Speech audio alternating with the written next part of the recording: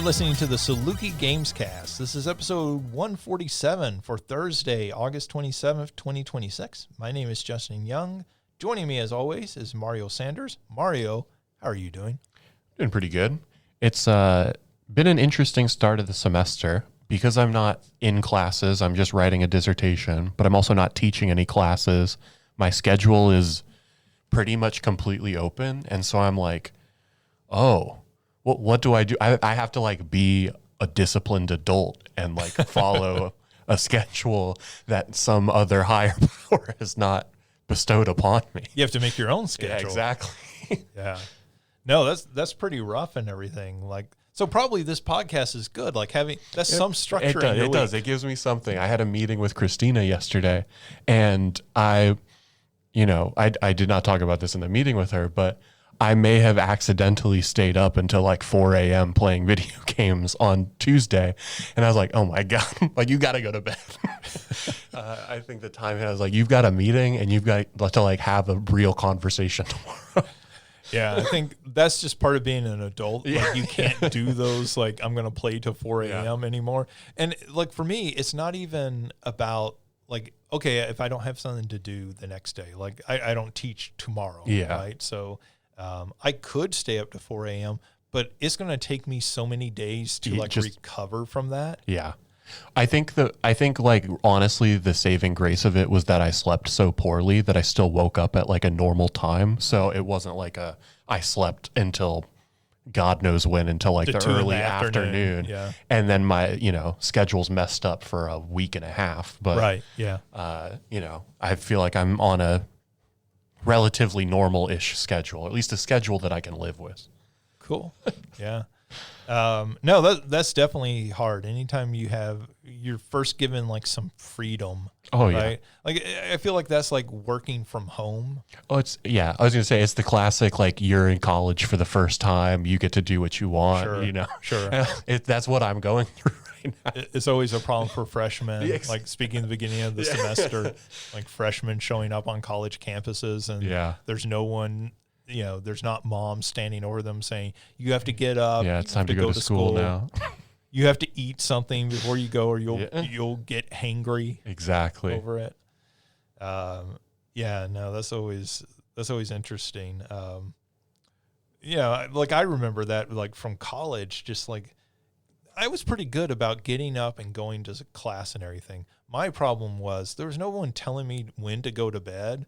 So it was a lot of nights staying up to 4 a.m. playing video games in college. And it was a lot of nights of eating like cheese sticks at like 1 or 2 in the morning. Like Papa John's cheese sticks at 1 or 2 in the morning, ordering those. And so I think about that a lot because I'm like, man, when I was in college, I was like, this is great. This is the rest of my life. Cheese sticks, 24 hours a day. And then now I'm an adult. I'm like, oh, no, that sounds horrible. Cheese sticks at 2 in the morning? I'll be sick. That's what it's like when you get old. Yeah. Listen to me, children. It'll happen to you, too. There'll be a day when you can't eat cheese sticks 24 hours a day. Anything else going on? Not really. I think just still getting into the swing of the semester. Next week, actually, though, for Labor Day, I'm going out to Oregon to visit some friends, but going to the Oregon-Boise State football game. Oh, okay. So that should be a good bit of fun. I have mentioned, I think, on here before, I went to Boise State for my master's. They live in Eugene. They're big Ducks fans. I went out there a couple of years ago when they played each other, and it was a good time. So it should be fun. Is this at the University of Oregon? Yeah. Okay. And they have my understanding is like really nice facilities because Nike has funded all of that. Yeah. I mean, I haven't, I don't know what the facilities are. I mean, their stadium is massive and beautiful and all that. Well, that's what I meant. Even the stadium. Yes. They I think it was just a couple of years ago, they built this like massive outdoor screen. So like you could even just like watch the game from the parking lot if you wanted to go and tailgate. But yeah, I mean, but like all of them, the baseball stadium at the university is amazing. That's where the Emeralds, is a minor league team, they play there. They host the like the world track and field events are always at their stadium. So it's, the facilities there are definitely very nice. Yeah. While we're talking about sports, as a 49ers fan, I've got to ask you, what do you think is going to come of the 49ers? I have no idea.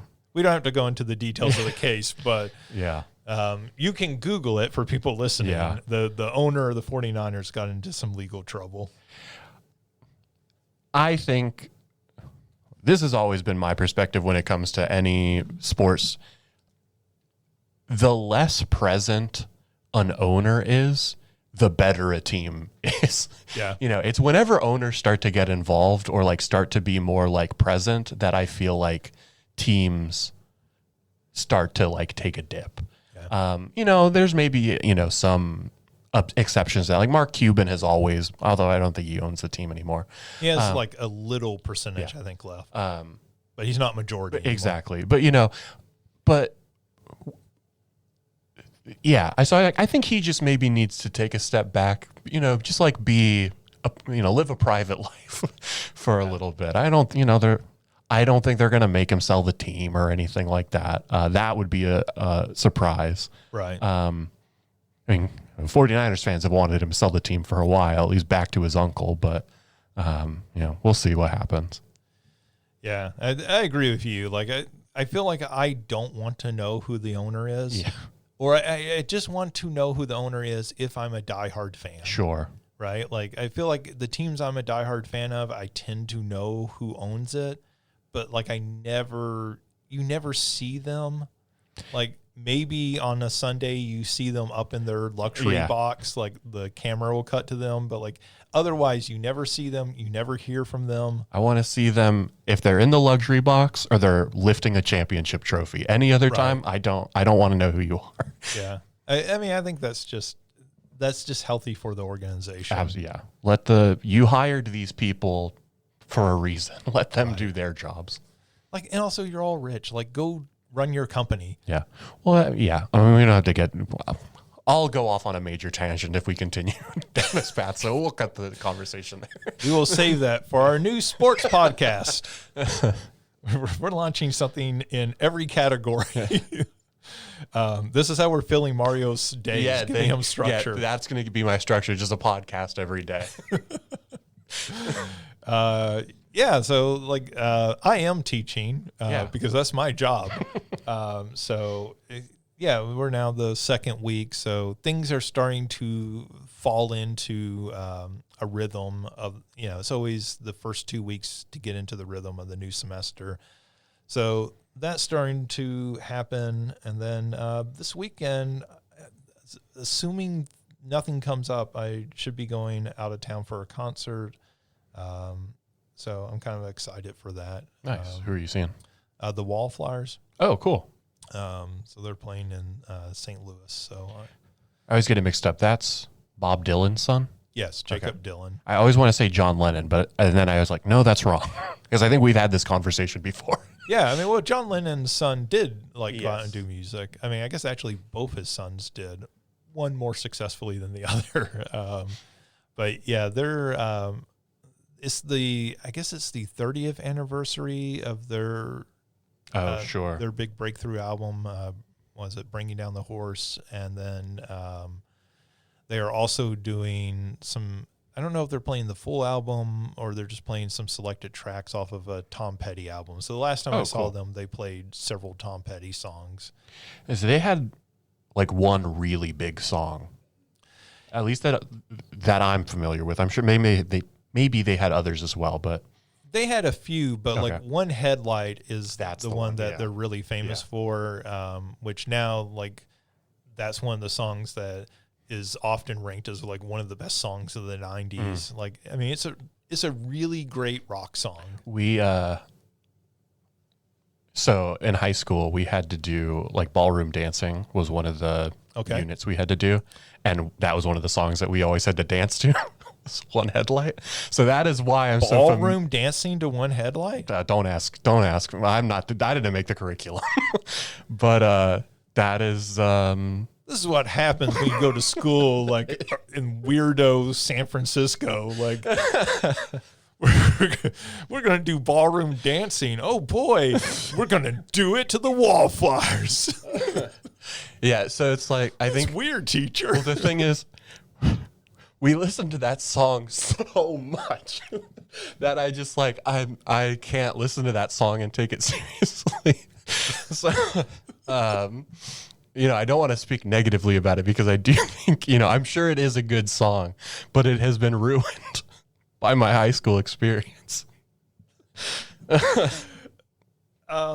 Yeah, like I think I completely understand that. Like if I had to look, I think if I have to ballroom dance to just about any song repeatedly, yeah. I may hold a grudge against that song. Well, it was like each dance had its own song. So that was always, I don't remember which dance it was, but like it was always. Like you're doing the waltz I think, to one headline? Yeah, I think so. And so it's like it was always that song. There was no, the only time the song changed was if we were doing a different dance. And so, anyways. Maybe like the beats per minute. Exactly. That's exactly what it was. But okay. And I guess that's the teacher, right? Yes. Trying to do something that students will relate to. Maybe.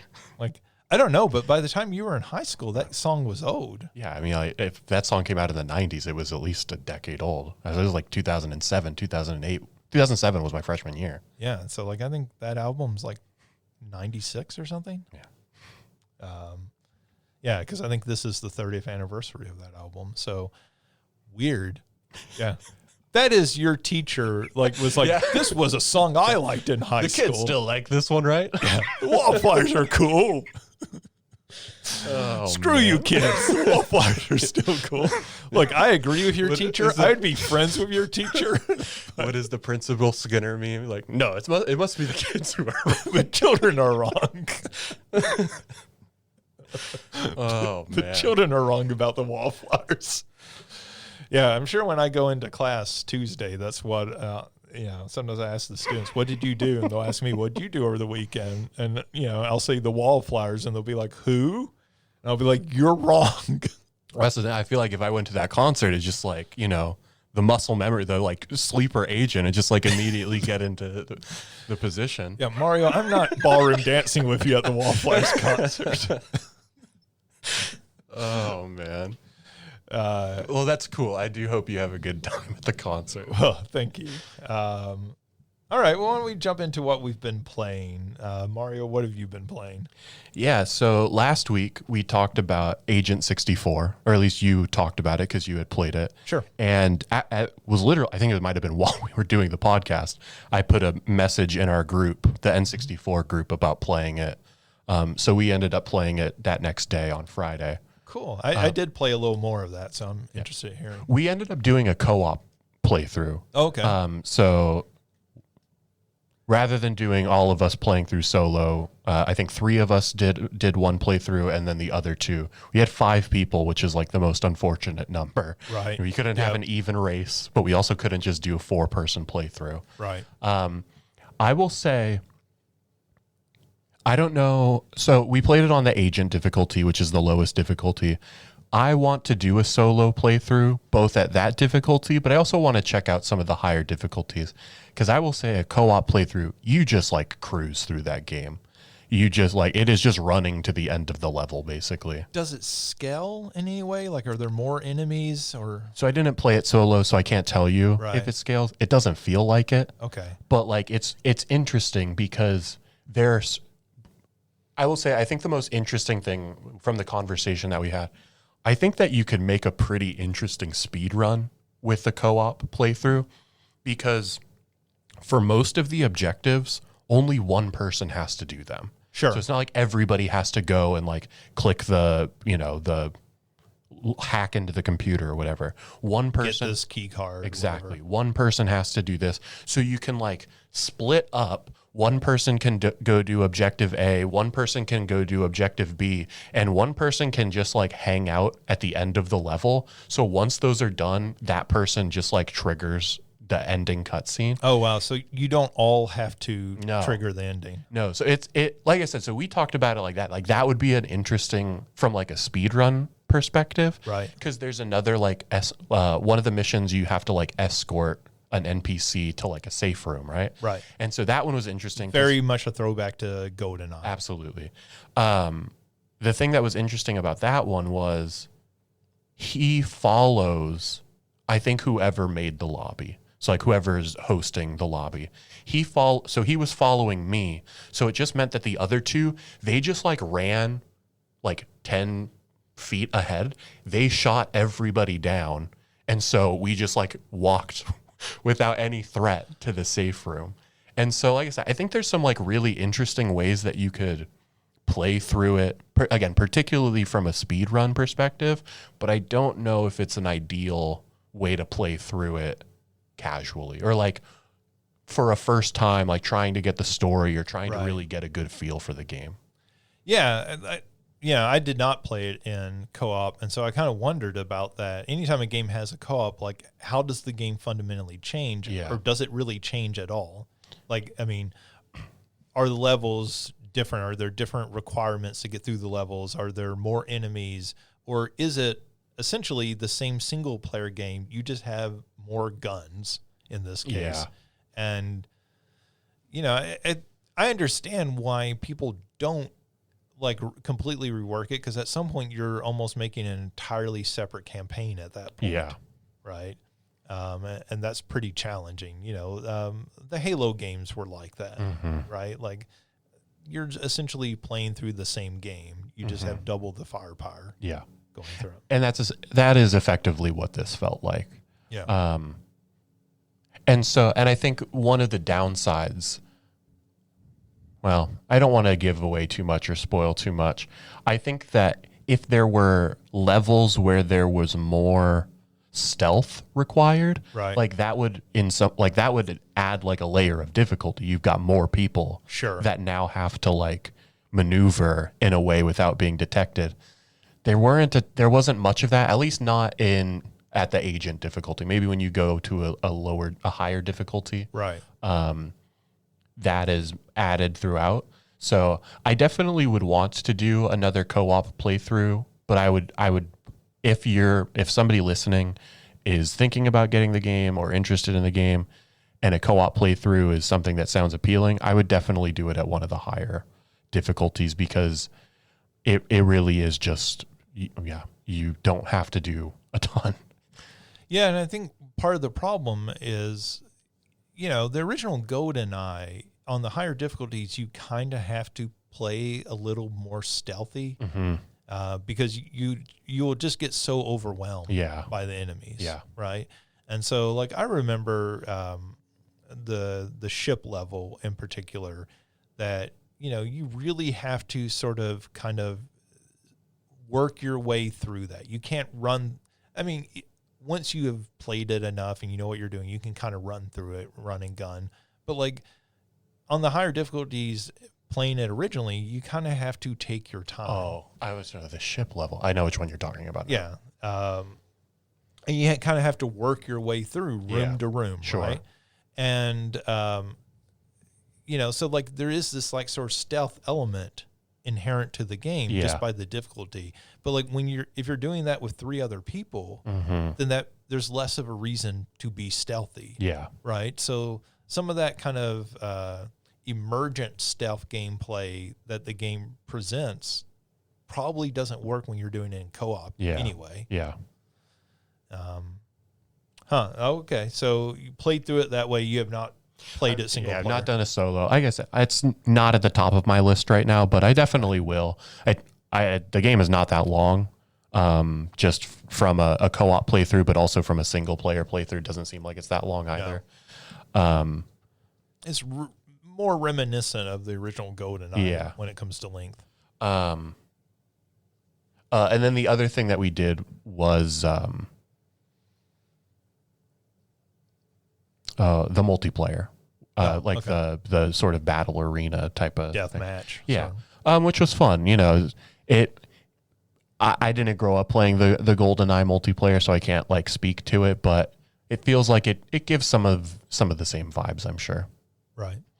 I will say the funny thing about doing the co-op is so you can pick which character you are. You can either be the main guy, your model will just be either the main guy, the daughter, the antagonist, or just like a generic guard. Mm-hmm.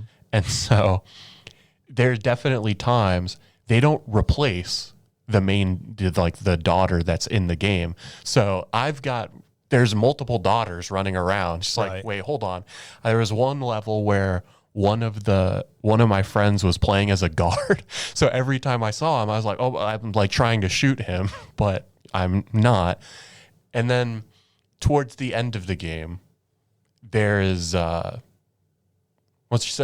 there's multiple of the antagonist, it made it that the game didn't like that very much, and I think it literally booted us out of the game because of that. So we ended up having to swap characters. The multiplayer is a little janky at times, but overall we didn't have too much of an issue with it. Okay. Yeah, I don't know how GoldenEye going back and playing the multiplayer today would even feel to somebody who didn't play it originally. Yeah. Because, for most people playing that game, that was their first-person shooter multiplayer. Yeah. Right? Like, these were people who had not played Doom or Quake on a PC. Mm-hmm. So they were getting their sort of first taste of it, playing multiplayer. Yeah. Specifically. And I will say, like I've never been a first-person shooter multiplayer person. I mean, like, I've played the Halo games multiplayer, but like I've always been bad at them to begin with. Sure. And so, I don't have even my baseline for what the first-person like online multiplayer is already pretty low compared to people who were playing COD or Halo online with friends when they were in high school. Yeah. Okay. But yeah, like I said, I wanted to talk about that because, just because we had mentioned it. But when I do a single player playthrough, we'll talk about it some more. And the other one that I played recently as well was a game called Orpheus to Hell and Back.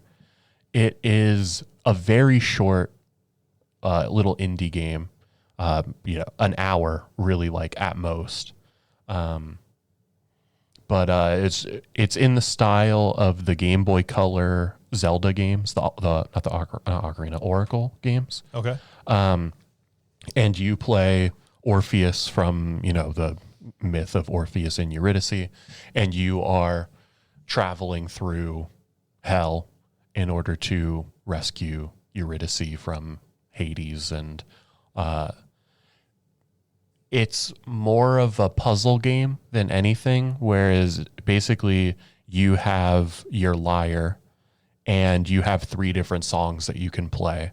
One song pushes enemies away, one song drags enemies in, and one song like sort of stuns them and puts them to sleep. Okay. And basically you have to clear each room of the enemies before you can move on to the next one, before the door unlocks. So it's like going from puzzle room to puzzle room. Basically, it's, in some ways it's like hard to really call it a puzzle because it's just like, I just need to push these enemies into the pit. Right. But there's definitely some like maneuvering around obstacles, making sure like the enemies can actually, hit the fire pit or hit the, the abyss or whatever. So what you're saying is it's a goof troop. It is sort of Goof Troop-esque. Yeah, I think that's probably a fair comparison. It certainly plays more like a Goof Troop than any of like the Oracle games. It's really just like aesthetically more matches that with being the Game Boy Color vibe. Sure. I think the boss fights are probably the most interesting part of the game. I think the only downside is you walk into a boss room, you get this big screen of text that like tells you part of like the story and the lore. But in that, it also like basically tells you how to beat the boss. So it's yeah. like a little bit undercutting like the discovery aspect of the game. It's one of those things. Like I said, it's like an hour long. I think it's like $2 on Steam. I wonder if that was a fix. Like I feel like sometimes games, in testing, they find that it's too difficult. Like people can't figure out how to do something, so they go back and they're like, "We'll just have this character tell you where to go." Yeah, and I could definitely see that because there were certainly sections in, I think it was like the last fight against Hades, where I'm like, I'm doing damage, but honestly, I don't know why I'm doing damage. So I just know I've done this thing and it seems to be working. But then there are times I'm doing the same thing and it's not working. I think I figured it out at the end, but so I could see that being sort of the way that they created some balance where people weren't just like, what am I supposed to do here? You've just given me this boss with no information. But like I said, it's a cute little game. It's got some neat mechanics.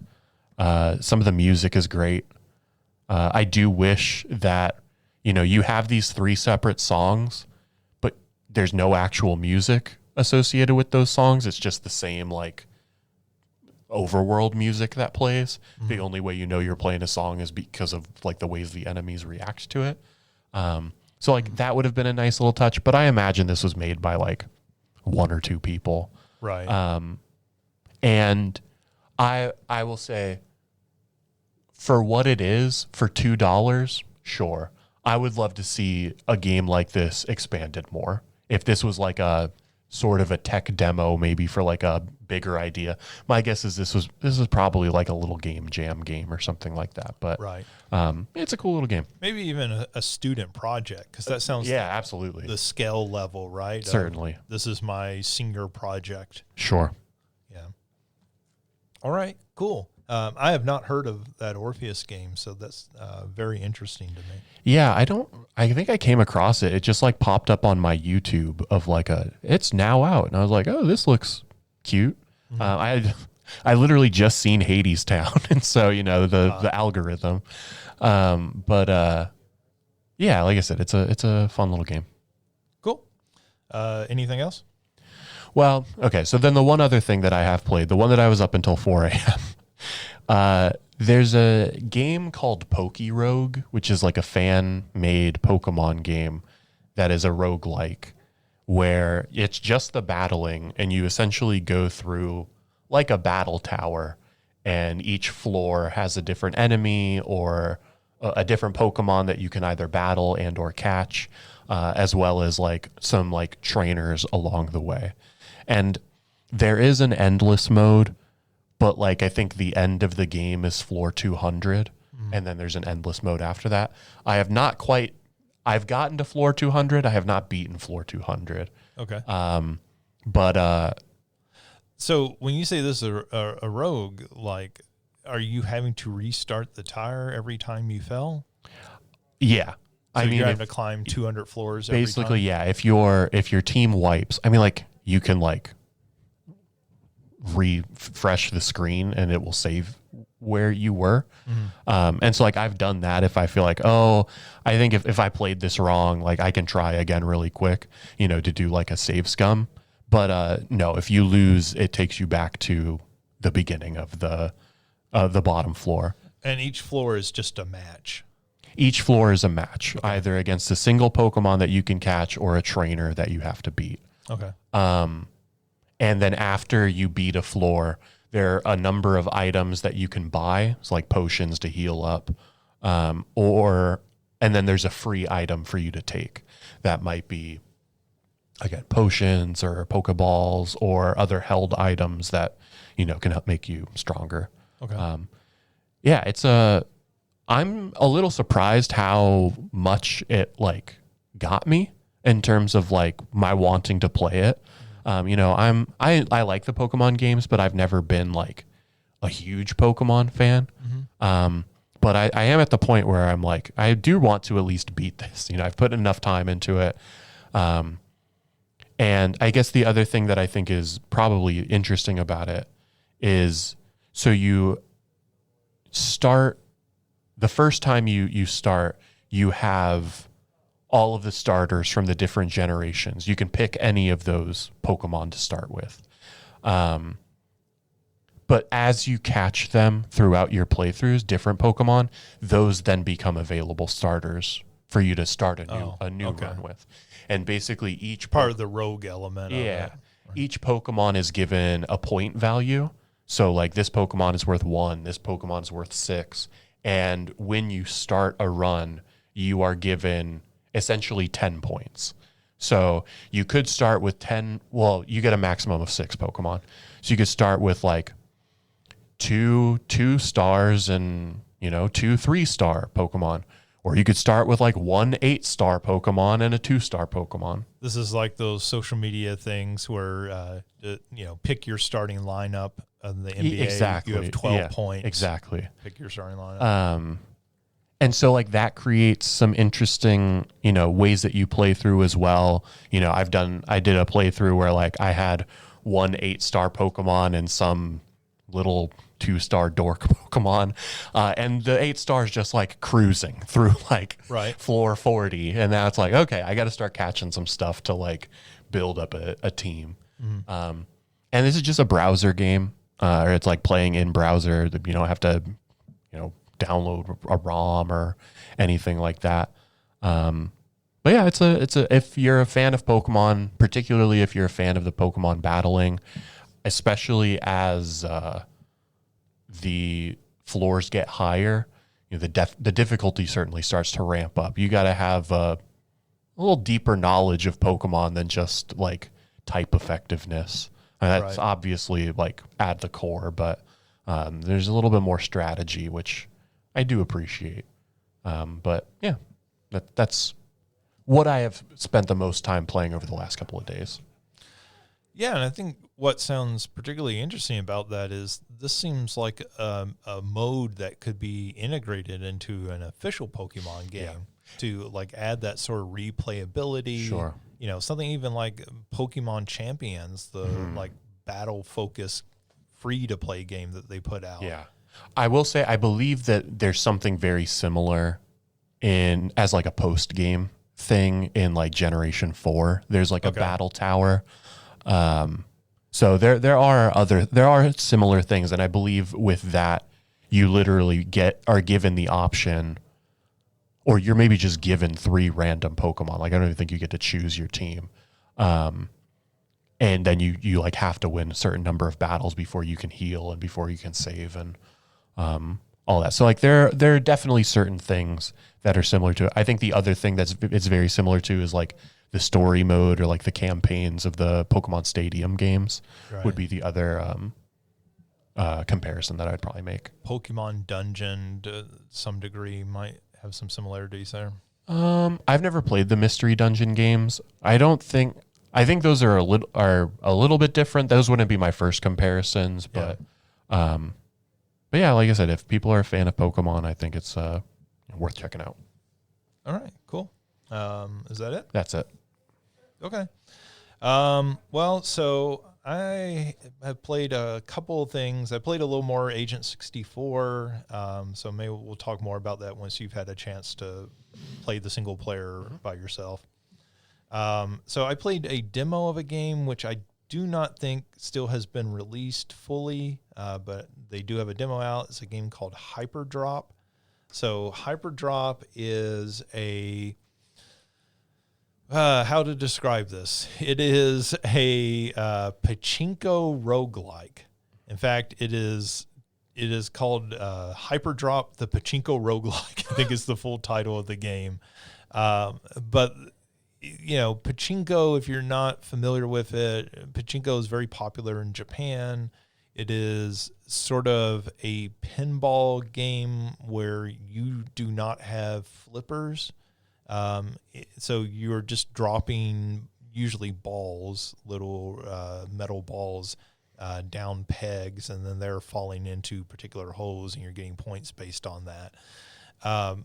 A better comparison for a game that people might be more familiar with would be something like Peggle. Peggle is based off pachinko games to some degree. So, but this is that sort of mixed with Balatro. So, we've had this since Balatro. We have had, I feel like, any conceivable game tried to be Balatroized, right? Like particularly any sort of casino game. But we had the coin pusher game earlier, Racoin, that came out earlier this year. So essentially roguelikes where you have this what seems on the surface to be a very simple game, but you are making it more and more complex, trying to reach a higher score as you advance level by level. You have to hit a certain high score to advance to the next level. So this is, you have like 5 balls each round, and you are dropping them, and you get points when they hit pegs, but like you don't have any control once you've let go of the ball. But what makes this more complicated is that you are getting special pegs that you get to put into your board, right? So you have special pegs, like one of them is a baseball bat. And if your ball like hits that peg, the baseball bat swings and it'll knock your ball to the other side of the board. There are ones that will make your ball bounce up when they hit them. There are ones that you would want to put down at the bottom of your board right before the ball falls out, and there'll be like parachutes, and they raise your ball back up to the top of the board. And so it's hitting all the pegs as it's dragged up to the top of the board. There are ones that turn it into a rocket ship and like send it up and everything. And then there's one that when you hit it, it sends you back in time 2 seconds. So there's all these different, these are essentially the jokers of the game. Sure. If you're thinking from a Balatro perspective. And so you're trying to hit a certain level of score, and the more pegs that you hit, you get a multiplier, and you're trying to, reach a certain level of score as you go. Between each round, you're getting a choice of new peg to put onto your board, and then after each ball, and then as you get to the end of a round, you're getting based on your score and everything, you're getting the opportunity to like increase, you're getting an opportunity to choose which sort of pegs you want. You get different shaped balls as well. So you can get a ball that's like super heavy and basically just falls straight down, doesn't bounce as much. You get one that's a heart shape, so it can kind of catch on a peg and kind of spin off at an unusual angle. So there's a lot of like choices as you're playing through and everything. The whole thing has this sort of neon look that's, for me is always a callback to Geometry Wars. So it has that sort of look to it and everything. I think that's a pretty good explanation of the basic gameplay. There's more to it than that, but like, without overcomplicating here, trying to explain it. But I think, the loop of the game, what really sells the game is if you can get one of these loops where your ball is just constantly going back up to the top and coming back down. So if you go down and like, say you hit the rocket ship and go back up to the top, there is then a cooldown on that peg. You can't just go back down and hit it again and take back off. But then you have batteries that will recharge that peg so that the cooldown is much faster. If you like position all this right and everything, eventually you can get almost like a perpetual motion machine going. And so, in a really great round of Balatro, sometimes you'll hit that hand and the whole screen just goes wild for a few minutes, right? And so this game has that same sort of, like, you can tell they were intentionally doing this. Like, they knew what they were doing in the design of this game, trying to get that same sort of feeling, that same sort of dopamine hit that you get in Balatro when you get one of those hands. And so you can get it where, okay, well, it comes down, it hits this, it sends me back up. I have hit this that splits my ball into 3 balls, and then my balls come down, and please do not clip that out of context. And, then this ball is coming over here and triggering this thing, and this one's hitting this one. And like, you're basically sitting there for a couple of minutes while this machine is going crazy while you're watching it, right? This machine, like what looks like a pachinko machine, is going crazy and just running itself, and you're triggering all these different pegs, and they're all working in concert in the sort of progression that you have laid out. So a lot of it is thinking through the progression. Well, if they hit this one first, then what are they going to hit second? And then what will that do in order to keep this motion going and everything? So there's a lot of planning and thinking as you're laying out your pegs. I think what I said earlier this week about it was, this is the probably best one of these, the most fun I've had with one of these since Balatro. Like, I just think it's a really good one of these of what I've played so far. Again, just a demo so far. I haven't played the full game. But it has very much excited me to play the full version when it gets released. I could see this being very similar to Balatro, where I lose, multiple hours to this game. Yeah, it definitely sounds cool. I know there was another one called Ballionaire. I don't know if you played that one at all, but it was also a pachinko roguelike. I had a friend who played it. He didn't love it, so I'll definitely be pass this on to him, because he likes checking out all those games when they come out. Yeah, I did not play that one. I think I saw some of it, but I think this one, particularly the look, drew me in. Anytime somebody takes that sort of, well, like I said, the geometry wars, but like really it's Tron. Sure. Anytime I see a video game with neon in it, like, it triggers something in my brain from being a kid and both seeing the movie Tron and playing the Tron arcade game. But yeah, I think, check out the demo. It's free on Steam. And then, I'll probably report back more when the full game releases. The other thing that I've played is a game called Twisted Tower. So this is a first-person shooter that is borrowing heavily from a few different things. So BioShock is the most obvious one, I think. And when I first heard people talk about this game and they were comparing it to BioShock, I said, so this game seems like a fairly small game, and BioShock's a pretty AAA production. Like, are they really going for BioShock? Yes, they are. They're going very much for BioShock in this game. But it is set at a haunted amusement park. So it is basically in the 1940s. So your girlfriend, in the first minute of the game, your girlfriend gets kidnapped. She gets taken to this haunted amusement park on an island. And you follow her to the island. And pretty much when you first arrive, you're seeing broken down carnival rides and everything. And you are having enemies come up and attack you who are like your Mickey Mouse character type people, right? But they're all like disturbed. One of the main ones is this bear. So like immediately there's some Five Nights at Freddy's imagery to the game. But what makes it like BioShock is first the look of the game. It has that very much sort of Art Deco styling of BioShock.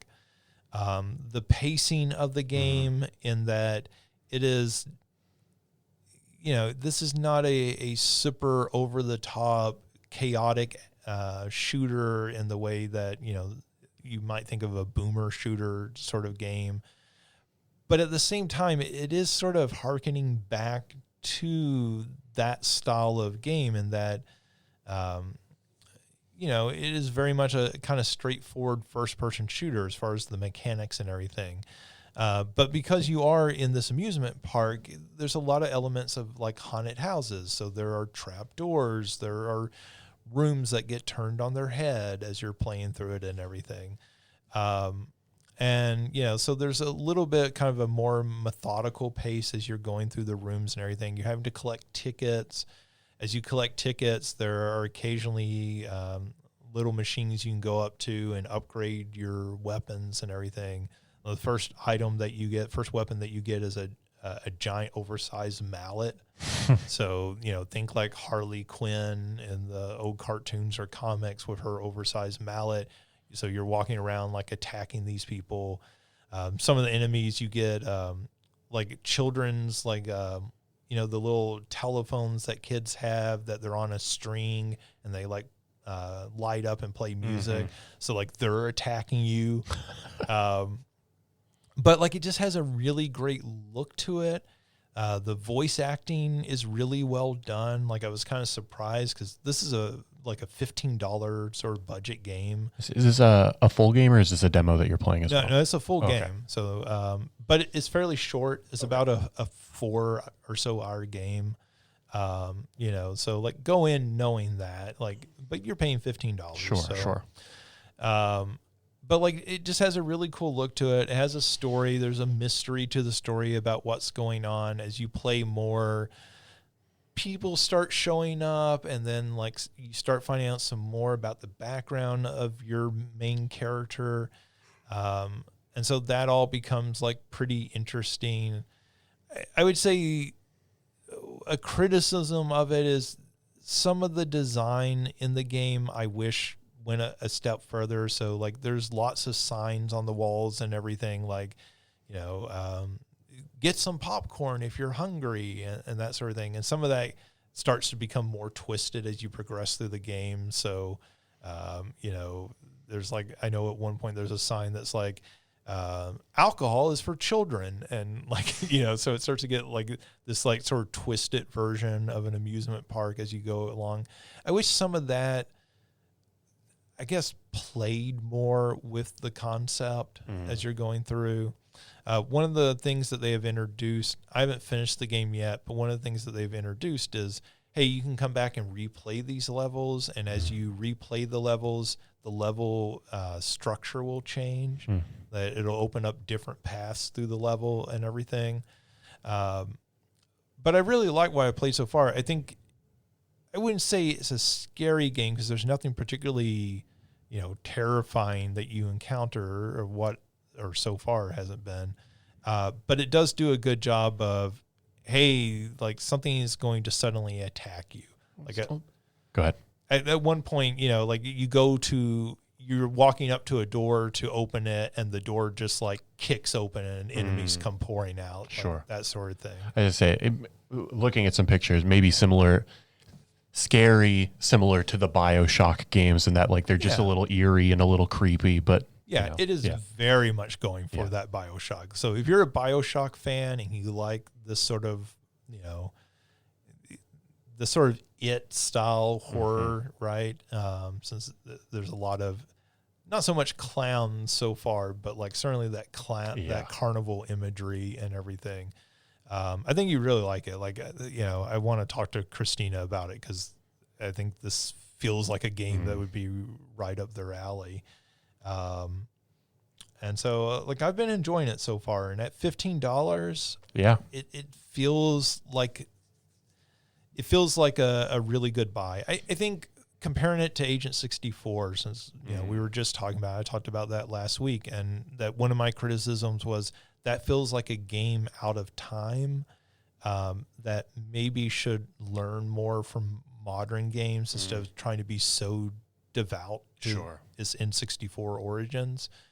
This feels like a game that is also maybe a little out of time because it's very much going for that BioShock. But I think just because BioShock is a much more modern game and hasn't been aped as much, right? I think this game feels certainly less dated, but less like or at least there's like a whole genre hasn't come out of it where like, the first person shooter has evolved so much since the original GoldenEye. I don't think first person shooters have evolved significantly past BioShock. Sure. Right? Yeah. Like I look at modern first person shooters and they don't feel like they're that much different from BioShock. Sure. So I think this feels more modern, even though it's being a little bit of a throwback in it. This is a new game, came out this year? Yeah. It just came out this month, I think in August. So anyways, that's on Steam. I know, at least I don't know if it's on any consoles, but $15 on Steam. Is actually on sale because of, launch. Can I steal your pen real quick? Sorry. Sure. Sorry to cut you off. No, you're fine. But yeah, Twisted Tire. Very cool. This is the sort of game that may weasel its way onto an end of the year list at some point. That's why I asked. Yeah, interesting. All right, so that's what I've played. Let's move on to the news. And the biggest news of this week was certainly Opening Night Live. So this is the big kickoff event for Gamescom. That's the biggest video game event in Europe each year. Is held in, I believe it's Cologne, Germany, where it is held each year, in Germany somewhere. So Jeff Keighley, like he does for Summer Games Fest and for the Game Awards, he hosts a big event, live with people announcing and showing off new games. This event lasts 2 hours, which is probably about an hour too long. Like it feels like it drags on in a way that those other two events don't so badly. But it's still a pretty big event. Sure. It's not as significant as those other two events just because I think of its timing in the year, right? Like if you're going to announce a big game to come out this fall, you do that at Summer Games Fest, right? If you're going to announce a big game that's coming out for the next year, then you do that at the Game Awards. Yeah. This slots somewhere in the middle. So what we end up with is a lot of updates on games, or I feel like smaller game announcements, right? Games that are maybe more niche than your big AAA blockbusters. But we still do get a lot of news out of this, so we're going to talk about some of that. I did watch the whole thing. I know, Mario, you said you maybe caught a few trailers but didn't watch the entire thing. I did not. So we're going to kind of run through this. This is not everything that was shown off because, again, 2 hours. I left off a lot of the train simulator games, which are huge in Europe, but, we're not particularly interested in. So, there was a new truck driving game, which, of course, there is. Those are really popular in Europe. We're not going to talk about those other than this brief aside. So they actually closed the event by talking about The Witcher 3 Remastered. So this is The Witcher 3, where they are going back and putting out a remaster of the game. So updated graphics, updated animations and controls. They at one point put up a slide and just ran a bunch of different changes that they were making to the game and everything. They are bringing mod support across platforms, so not just PC, but also to console versions of the game. So a pretty significant update, and that they are giving this away entirely free if you already own The Witcher 3. So this is not a paid upgrade. It is not an entirely new version of the game. If you own any version of The Witcher 3, you are going to get this. My understanding, any version of the game, you will get this upgrade free along with it. As part of that, they are putting out the DLC for the original Witcher. So Blood and Wine, and I forget what the other one is. Those are going to be free. So if you just own the base game, you can download those DLCs for free. Nice. So that was the kind of surprise for the end of this. The thing that we knew was coming that they had already announced was that they are making new DLC for The Witcher 3. the thing that's important is The Witcher 3 came out 11 years ago. So they're putting out new DLC next spring for an 11-year-old game. And so that is called Songs of the Past. They showed a trailer for that. It looked neat. The Witcher 3 is a really cool game.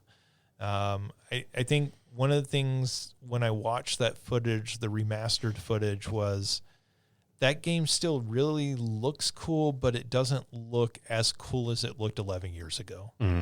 Like 11 years ago, that game looked like it was several years ahead of the competition. Sure. And the competition has caught up to it. Sure. Right. So,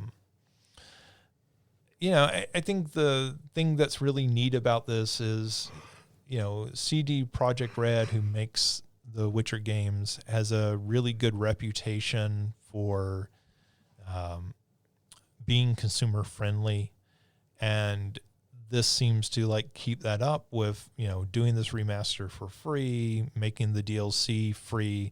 The new DLC will have a price attached to it. That won't be free, but yeah, especially after all of the I don't know. Cyberpunk. Yeah, I don't know what the right word to call that is, but the fiasco of its launch. Yeah, basically.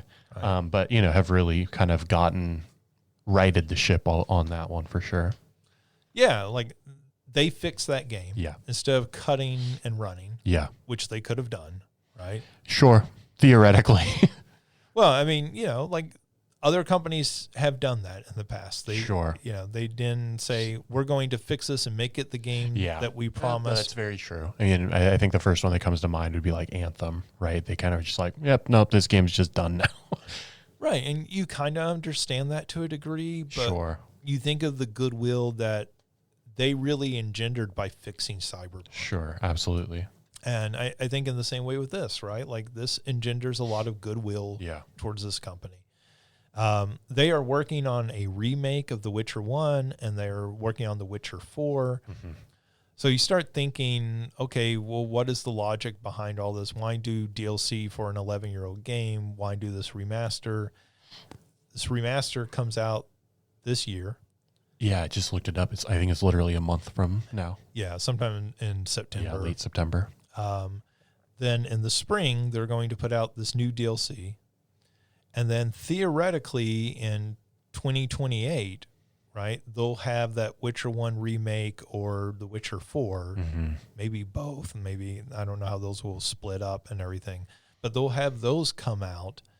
And so they're starting to put out something of The Witcher on like almost a yearly basis. Yeah, I could see one of those coming out maybe sometime next year, late next year. Yeah, maybe. I guess it depends on how far along into those they are. I imagine the Witcher 1 is like a from the ground up situation. Yeah, I think they're using whatever the new engine they're working on. It's been a while now, but I went back and played that some number of years ago, and that does not play like a modern game. Oh, no. Yeah. Those first two games are rough. Yeah. To go back and play. Yeah. So yeah, this was cool. I mean, I think when they started to announce this, the kind of thought was, okay, new DLC for this 11-year-old game. That's not that exciting. When they showed off the remaster and were like, hey, this is free, like that kind of won over the crowd and everything. So good for them. They seem to be cool people over there working on those games. They announced a remake of Heroes of Might and Magic 3. So this is a complete remake from the ground up, new graphics and everything. I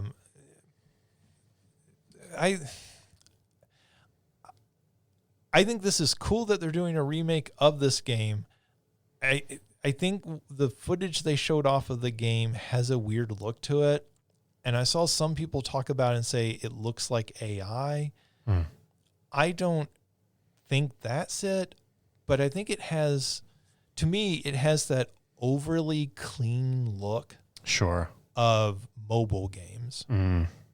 So you remember when they put out that remake of Advance Wars 1 and 2 on the Switch a couple years ago? Yeah.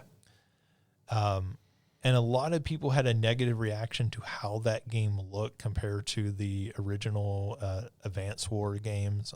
Yes. It reminded me of that like overly clean look that you see from mobile games sometimes, where I don't know a better way to describe it. Like it looks too clean. You sort of look at, and I don't know why those games look particularly that way. That's sort of how this looked to me. It looked off in some way. And I think now everybody's got reactions to say it's AI, but mobile games have looked that way for years now. So I don't necessarily think it's AI. Could be, but. Oh yeah. I'm seeing pictures of it now. The original Heroes of Might and Magic 3 I played a ton when I was a kid, and it's still a game that I'll boot up every once in a while and do a mission of. But yeah, this that is a different look for sure. Yeah. Interesting. Yeah, and so I think that'll appeal maybe to some people, maybe not so much to other people. That's certainly going to be a personal taste thing. It doesn't so much look bad as it just looks off. Yeah. Along with that announcement, they announced that Heroes of Might and Magic 3, the original game, is getting a complete edition that's being released on Steam. So it was released Tuesday when this event happened onto Steam. That was cool. Less cool was the fact that people went out and bought it, and come to find out the game wasn't actually part of the release. So this is an accident. Before I don't want to bury the lead here, but get scammed. Yeah, like this isn't Ubisoft. They're not that bad yet. Things aren't that desperate at Ubisoft quite yet. But apparently they did not upload the full game. So they uploaded an executable file, which you could, the game, if you like hit play on Steam, it would start to try to launch the game and then just not launch anything. So they have apologized. They're fixing that. Obviously they would. Like that's not, that is beyond just a bug, right? Like that's something pretty easy to fix. We just have to upload the actual game files. The fine print of the Steam page said this does not contain the game. Yeah. It's just you are paying just for the box. Yeah, this is an eBay listing, right? This is those eBay scams where it's like, please read. This is a picture of a PS5. Right. Yeah, every time there's some like very sought after item, I don't know if eBay has gotten better about that. That used to be a real problem on eBay.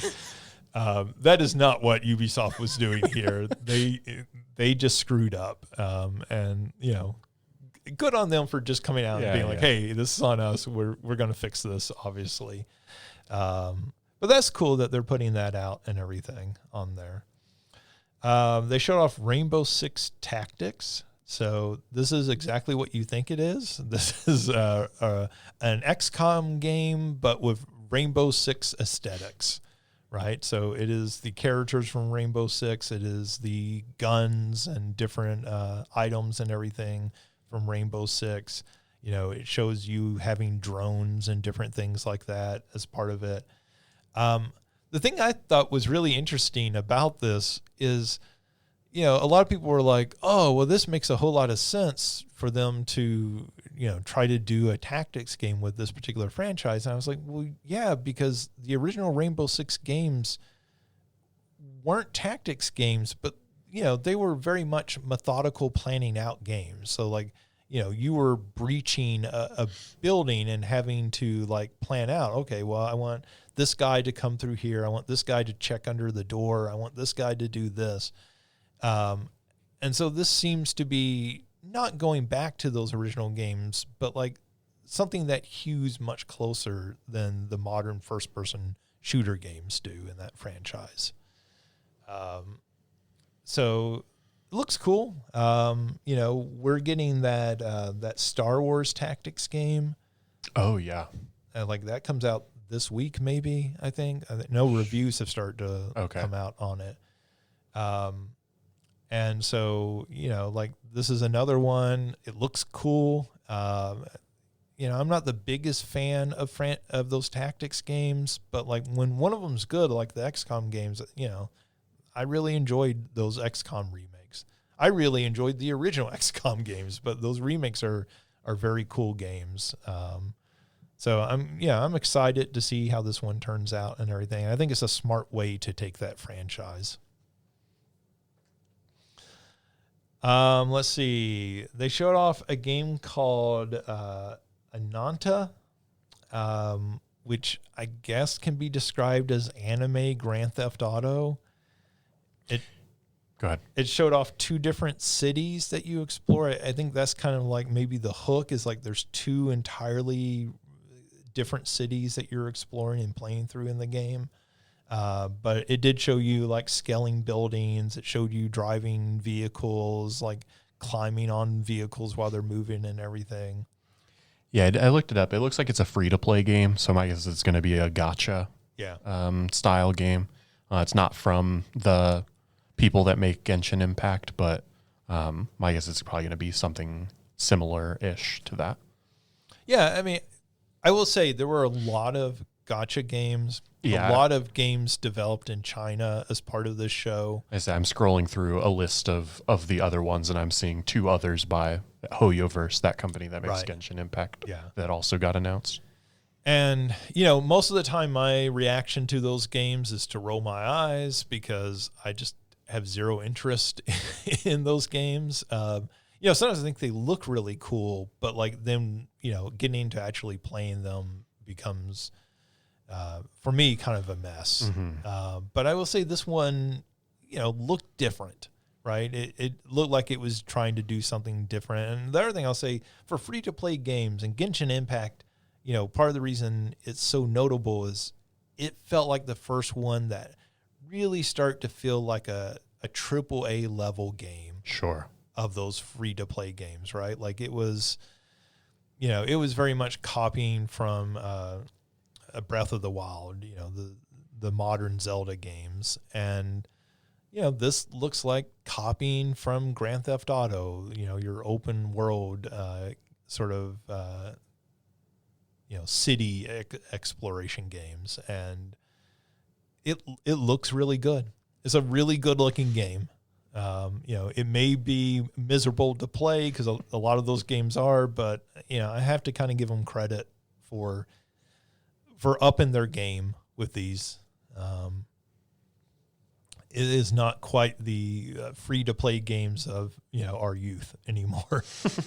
Well, those games didn't exist in my youth, but of the early 2000s, let's say. Let's see. They show off more of Mega Man Dual Override. This is the entirely new Mega Man game that they're building. They showed off a new female character who was something like Sparkle Pants or something was her name. Okay.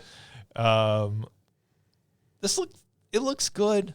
I mean, it's a nice looking Mega Man game. I think it's the smart thing that they are abandoning the newer ones that they made, 9 and 10 were sort of throwbacks to the 8-bit aesthetic. Yeah.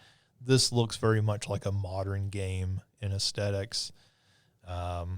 It still looks like classic Mega Man gameplay, which you obviously don't want to veer too far from. That's why people are coming to it. Mm-hmm. But at the same time, I kind of look at it and go, is this going to win over new players? Sure. Maybe not, right? And I don't know how you do that. I don't know how you make a modern, fresh Mega Man game. Yeah. Right? Like, do you make that a Metroidvania at some point and you have to, find the bosses in the world and like just defeat them? Do you a Metroidvania or roguelike or something like that? Yeah. And, they've done the spin-off series, sure. Multiple different spin-off series, the Battle Network games. Yeah. So they've done I think Mega Man saves that for spin-offs if they're going to do something like that, right? Yeah. But very pretty looking. I did not include some games in this list because we've seen them before, and that to me they didn't. Like Crazy Taxi, they had a new trailer for that. That trailer's terrible. It's like supposed to be the multiplayer reveal, and like all it does is show 4 taxis on the screen at once. But like it doesn't say anything about like what the multiplayer game is, the options or anything. So you're just kind of like, okay, cool. You already told us there's a multiplayer mode. Like this isn't teaching us anything. Let's see. They showed off some more of Rayman Legends Retold. That is the remake of Rayman Legends, which again, wouldn't talk about except as part of this. But what they say at it is, hey, we already told you that You Can't Touch This is going to be in this game. And now we're adding another song. And I was like, they told us that? Like, when? When did they tell us You Can't Touch This is in this game? Apparently, at some point, they have announced that You Can't Touch This, the MC Hammer song, is in this new remake of this game. Well, this trailer showed a version of the Macarena is in this song. And so they built an entire level around it because there are these giants in the level who are doing the Macarena. And when they turn their hands over, you have to jump in their hands to cross through the level. Okay. And so they're doing the Macarena dance, if you know what that is. If you don't, like, that's got to be a TikTok trend at some point if it hasn't been already. It's true, yeah. Do young people know the Macarena? I mean, that was big when I was in high school. So that's what I was going to say. These two, so the 40-year-olds are going crazy. Yeah. But it is not the actual Macarena song. It is a cover version that is being sung by the characters in the game. All right. Right. So that makes me really interested to hear the You Can't Touch This. Because I assume it must be the same. Sure. Now, like when they first say it in the trailer, I'm like, so like the MC Hammer song is going to be in this game. That feels really weird, but like, no, it must be a cover version. Yeah. And seeing that this level is built around the Macarena, like what is built around You Can't Touch This? Like, what does that level look like? His hammer dance. That's how you get from across a pit. Yeah. I mean, are there going to be enemies with parachute pants? Yeah. That is to get it like if it's only You Can't Touch This, like, the too legit to quit. That's right. You got the jump across his hands as he's changing him. Yeah, as he like does the 2, you have to jump from finger to finger. Exactly. Yeah. I don't know. Like, this is a game that stylistically didn't really need a remake. That original Rayman Legends holds up super well. I kind of get them doing this as a way to reintroduce Rayman. I think these new levels at least make me more interested in checking out the game. I think they said there's maybe going to be 4 of them. But then what that does for me more is go, well, they should just make an entire game around this, right? Like take classic songs. That'd be fun. And build out an entire new game, which maybe they'll do that if this is successful. Let's see. They showed off Game of Thrones War for Westeros. So this is more of a strategy game than a big action game. Yeah, from what I saw, it looks like it's a real-time strategy, which makes sense. I feel like Game of Thrones is a good franchise to do that style of game. Those games, I don't feel like we see a ton of real-time strategies. I feel like to develop a franchise around that at this point would be pretty tough, but taking some existing franchises, this or like the Lord of the Rings or something like that. Well, because the really popular real-time strategy games were always that fantasy aesthetic for the most part. Yeah, like, that or StarCraft. Yeah, right? Yeah. You have your StarCraft and Command and Conquer, but like outside of those are kind of the outliers. Yeah. Most of them were, obviously Warcraft or, some variation. Pikmin. Yes. Pikmin is definitely like Nintendo. I do love Nintendo that when something becomes a new trend, Nintendo will kind of sit back and then they'll go, we're going to do a really weird version of that. Splatoon as an example, right? I'll say the other one that that of a real-time strategy that I think is pretty good is that, relevant because of Double Fine was a Jack Black game. Brutal Legend, yeah. Yeah. That game that was a secret real-time strategy when I started playing it. I think that game would be more fondly thought of, and I think it has over time become more fondly thought of. At the time when they were marketing that game, they really marketed it as a character action game, right? And so when people found out it was actually a real-time strategy game after they had bought the game, a lot of people were really mad at that game. They felt very misled by it. But I think in hindsight now, like, a lot of people have been more fair to the game and said, well, this is actually pretty good for one of these. Yeah, I played it years after it came out, but even though I played it years after it came out, I had no idea. I was still caught off guard. Yeah. But I think that game is pretty cool. It is. It's got a good aesthetic to it. The music is obviously great, but Jack Black is good in that role. But so like I said, I think that they certainly can be done, and I think that game has a ton of personality, and so I'll be interested to see how they take the Game of Thrones world and real-time strategy eyes it. If you're like choosing a faction or like a family or something like that. And I think there was some fall off in interest in Game of Thrones after the finale of the original series. But I think the fact that they've done, like, was it House of the Dragon? House of the Dragon and A Knight of the Seven Kingdoms, which have, I think, both been pretty well received. Yeah. Yeah. And I think that has built interest back up in the franchise. Sure. So now feels like the time more for this than, even a couple of years ago did. Yeah, for sure. So after they did Baldur's Gate 3, everybody thought Larian, the studio who made that game, would just be in charge of Dungeons and Dragons games. And there was apparently a falling out between the Dungeons and Dragons license holders and Larian. So Larian left the franchise and went off and started to make their own game. And the Dungeons and Dragons franchise owners were like, we'll get other people to make games. And I think that the general consensus was, no, you're not going to get somebody to make a game as cool as that anytime soon. They may end up having the last laugh because they at this show showed off a new game called Warlock, which is set in the Dungeons and Dragons universe. It is a third-person RPG.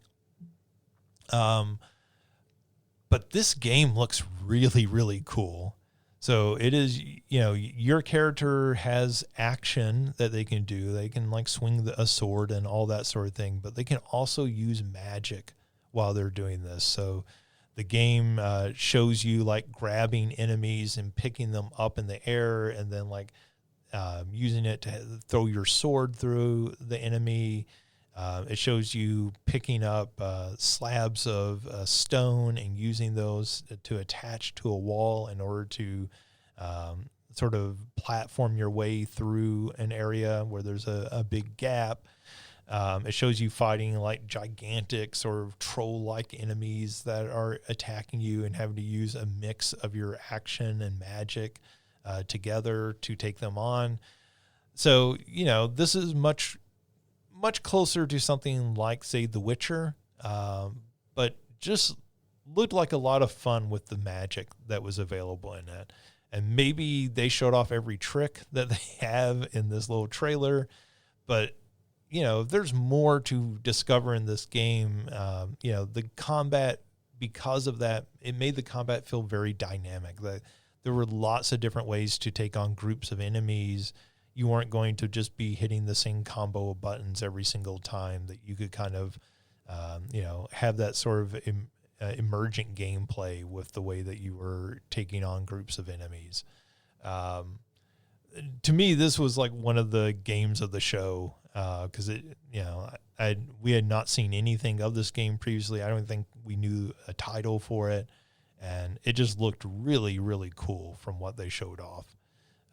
Maybe the final game won't be that. Again, this was a a trailer, but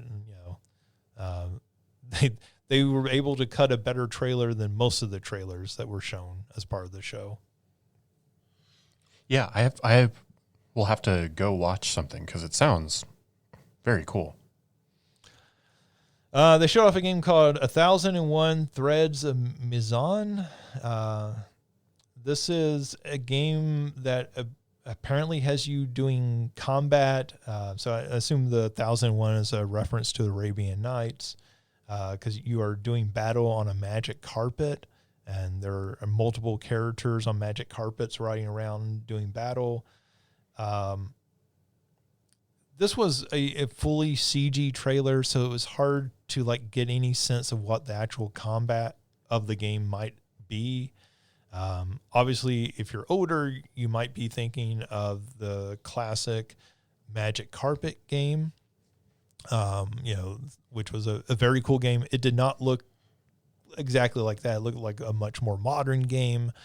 So it's kind of hard to judge, but just the core concept of this, I think, looked really neat.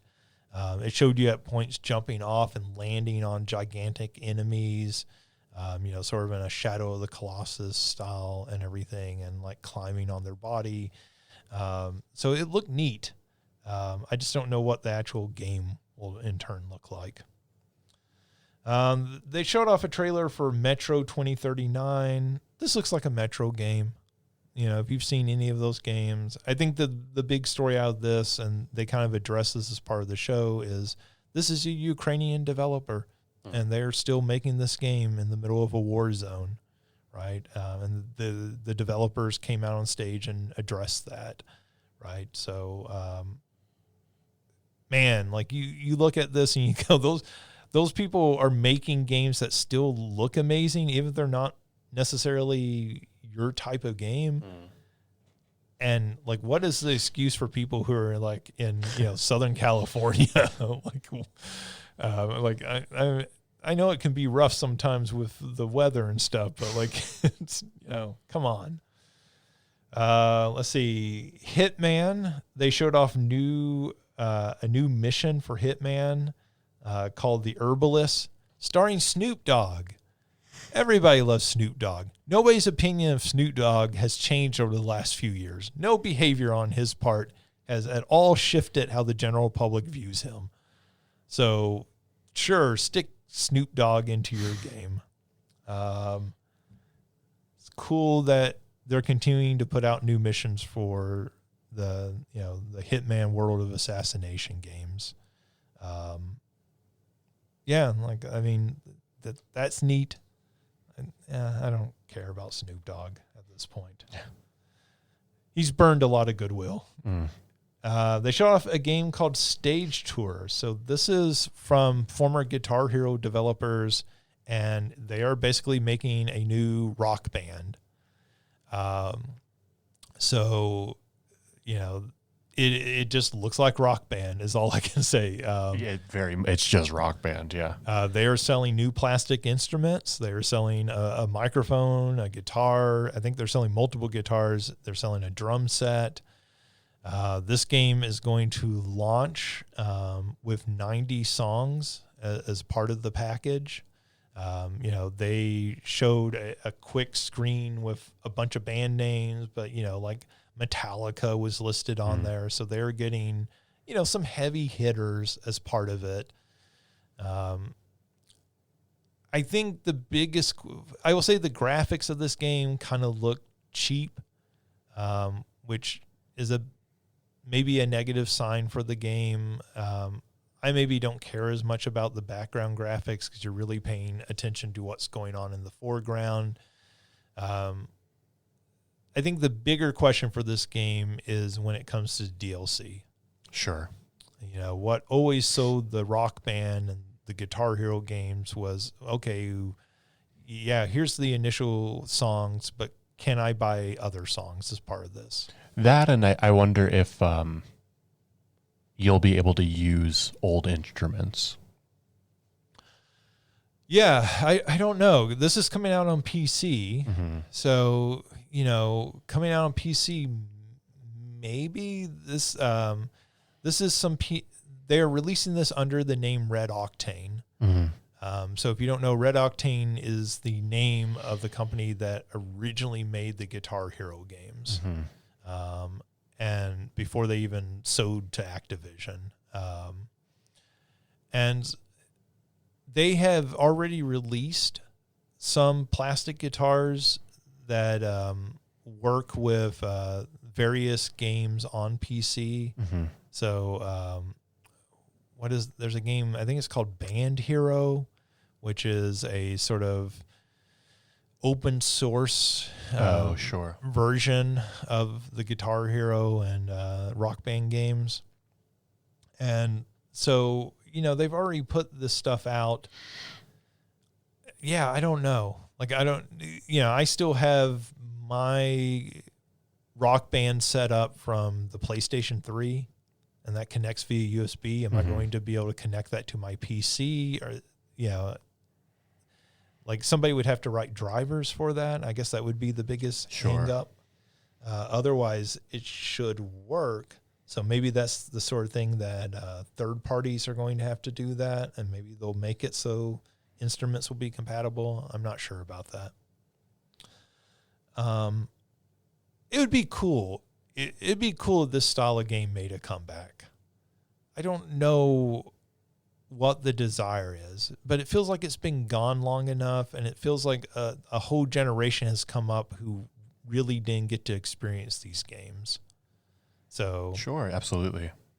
I do think that DLC is the big question. Like, what made Rock Band so cool was they put out, thousands of songs over the years for that from very diverse artists. That and I mean, the fan support of it, right? Like, I wonder if that essentially is what DLC becomes, is just you open it up for modding and people can make their own, not tracks, but like the, whatever you call the note. The track. Yeah. The notations. Yeah. Well, I think. And that'll happen almost regardless, but. Well, and that'll happen on PC, but like this is coming to consoles as well. Oh, sure. Okay, well, if that's the case, then yeah. How the DLC ends up, what it looks like, hopefully they'll be able to get all that. Yeah, like I have no interest in Fallout Boy, but there's going to be some people who really want Fallout Boy tracks for this. Yeah. Right? And so, yeah, like I think Metallica's cool, but like, some of the other bands that they were showing off, I was like, oh, I don't care anything about them, but, can I get the songs that I want? My Rock Band has a lot of Tom Petty and AC/DC in it, right? So, like, can I get those tracks? Yeah, for sure. And, that comes with some level of success. So it's always a chicken and the egg sort of thing, right? Like, are people going to buy this? Well, maybe not until they see DLC. Can they get people to license their songs for DLC? Can they afford to do that until the game is selling? Yeah. So we'll see what comes of it. But it feels like a right time for that sort of thing to come back. It's been a while. Yeah. For sure. I'd say at least like a generation or two. Yeah. In terms of consoles wise. Yeah. Let's see. They showed off a game called Gravhounds, which is a co-op action game featuring dogs. So you have different dog characters, and you are running around battling enemies. Game had it looked good. The dog thing feels like not important to it, but I don't know. Maybe it is, like, in some way. But the look of the game looked pretty neat. Sure. Yeah. Mario was looking at pictures. So his reaction. So the first picture I saw was like a clip of gameplay from the back. So I couldn't tell that. I thought it was a dog. Yeah. Right? I thought it was just like a human, and you're like, oh, you have like different dogs there. And like, they're just dogs. It's anthropomorphized dogs. It is like Brian from Family Guy, if you're controlling him running around. Except they look like real dogs. This is like a Star Fox character style. Interesting. Yeah. Looks pretty neat. They show off for the dog people. Yeah. Cat. Like, are you going to have cat characters so you can battle them in online games? Yeah. They showed off Lego Skylines. So this is City Skylines, but with Legos. That's cool. Which seems like a very natural thing to make, right? Like a city builder using Legos. Yeah, that's a great idea. This game looked neat. I mean, like, that's not a game that I would play, but I think there are people who would probably love that. And so that makes a ton of sense to do. Yeah, I mean, I used to love SimCity. Mm-hmm. Like, SimCity 2000, 3004, like are really fantastic games. And then they made that new one that was terrible and like seemed to kill the franchise. And then the City Skylines seemed to kind of take up that mantle. But I think those games are maybe overly complicated for some people. Mm-hmm. And so I wonder if this is a more easy to pick up and play take on that. Kind of harkening back to, the original SimCity in some ways. So I'll be interested to see this because I'm always up for a really good city building game. They did that remake of the Caesar games not that long ago, which I love the original like Caesar games. One that I've played with friends, but I don't remember. The Emperor. I think it's the Emperor game. Yeah. Okay. Which is like part of that series. Exactly. Yeah. Right? They showed off No Law, which I think we've seen some of this before. It's a cyberpunk shooter. Again, it seems like it's trying to do some things with the sort of emergent gameplay of letting you tackle enemies in multiple different ways using gadgets and that sort of thing. It has a really cool look to it. The gameplay looked good. There's nothing that really stands out about it other than that. But, cyberpunk style games are really popular. It's a popular aesthetic. They showed off a new trailer for Final Fantasy VII Revelation. That is the conclusion to the Final Fantasy VII remake trilogy. This one focused on the Ultima weapons, sort of like major bosses that you fight at the end of the game. Not a spoiler, I don't feel like at this point. That game looks good. They said it's coming next spring. Yeah. They have managed to put those 3 games out at a remarkable pace. Yeah. Considering those are full, each of those games is a full game. Well, considering Square's reputation as well. I mean, they did an interview and they said they thought that was because they had basically kept the same team together through all 3 of those games. Yeah. They didn't, they didn't break up the team and then put together a new team when they start the next one. They just carried over straight into developing the next one. And, the developers themselves are like, hey, that's been the difference, which seems like there's a lesson maybe for companies to learn. Yeah. No, I mean, those games, they look incredible. I still have not played Rebirth. I think Rebirth is the second one. Yeah. But I had my issues with the original one, but I definitely want to get around. I think my goal I'll need to look up the exact date, but try to beat Rebirth before this third one comes out. What was your issue with Remake? I didn't love the combat.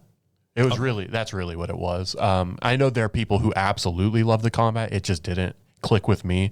I would have wanted it to just be a traditional turn-based. You can turn that on so that it's more turn-based. I know you can change it, but I don't think it's quite the same. If it is, I'll have to look deep. I mean, I'm not going to replay it at this point, but it's not exactly the same system as the original, but it's more turn-based. Yeah. I'll have to look into it. But that was really my main issue. Basically, everything else about it I loved. I loved being able to explore Midgar more. Sure. The way that they added depth and fleshed out like certain areas and characters and interactions. I thought that was awesome. So like, I love the story and the world of Final Fantasy VII. So like, I'm gonna play more of those games. And I'll say the Yuffie DLC or whatever you called the intergrade thing. Right. I thought that was really cool. So I'm not down on the trilogy by sure. you know, if it is one of those, I was just wondering. Yeah.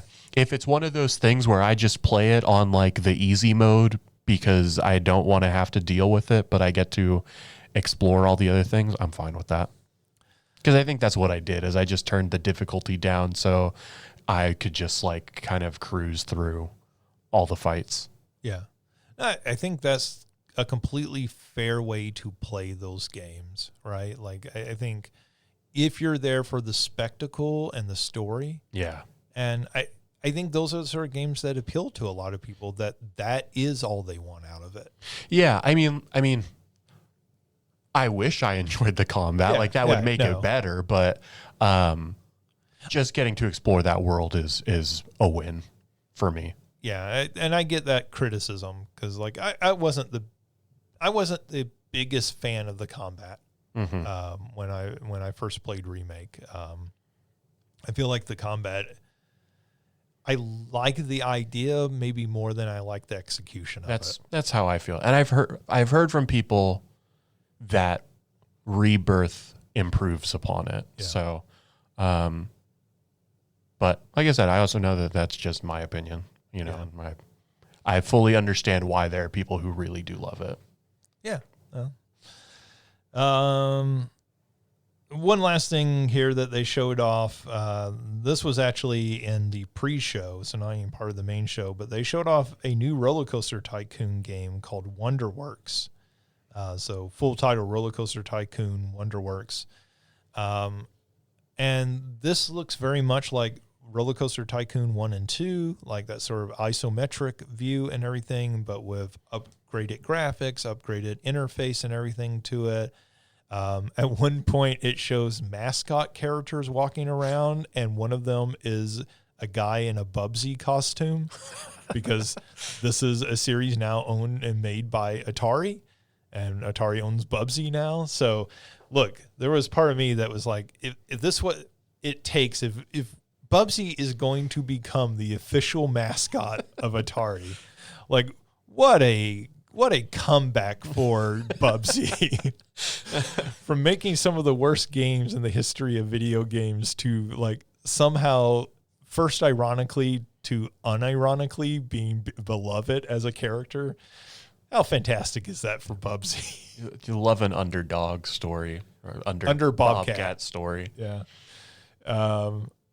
Yeah, that was really cool. But like, I still love Rollercoaster Tycoon 1 and 2. They've tried different ways of, remaking and sort of expanding those games over the years.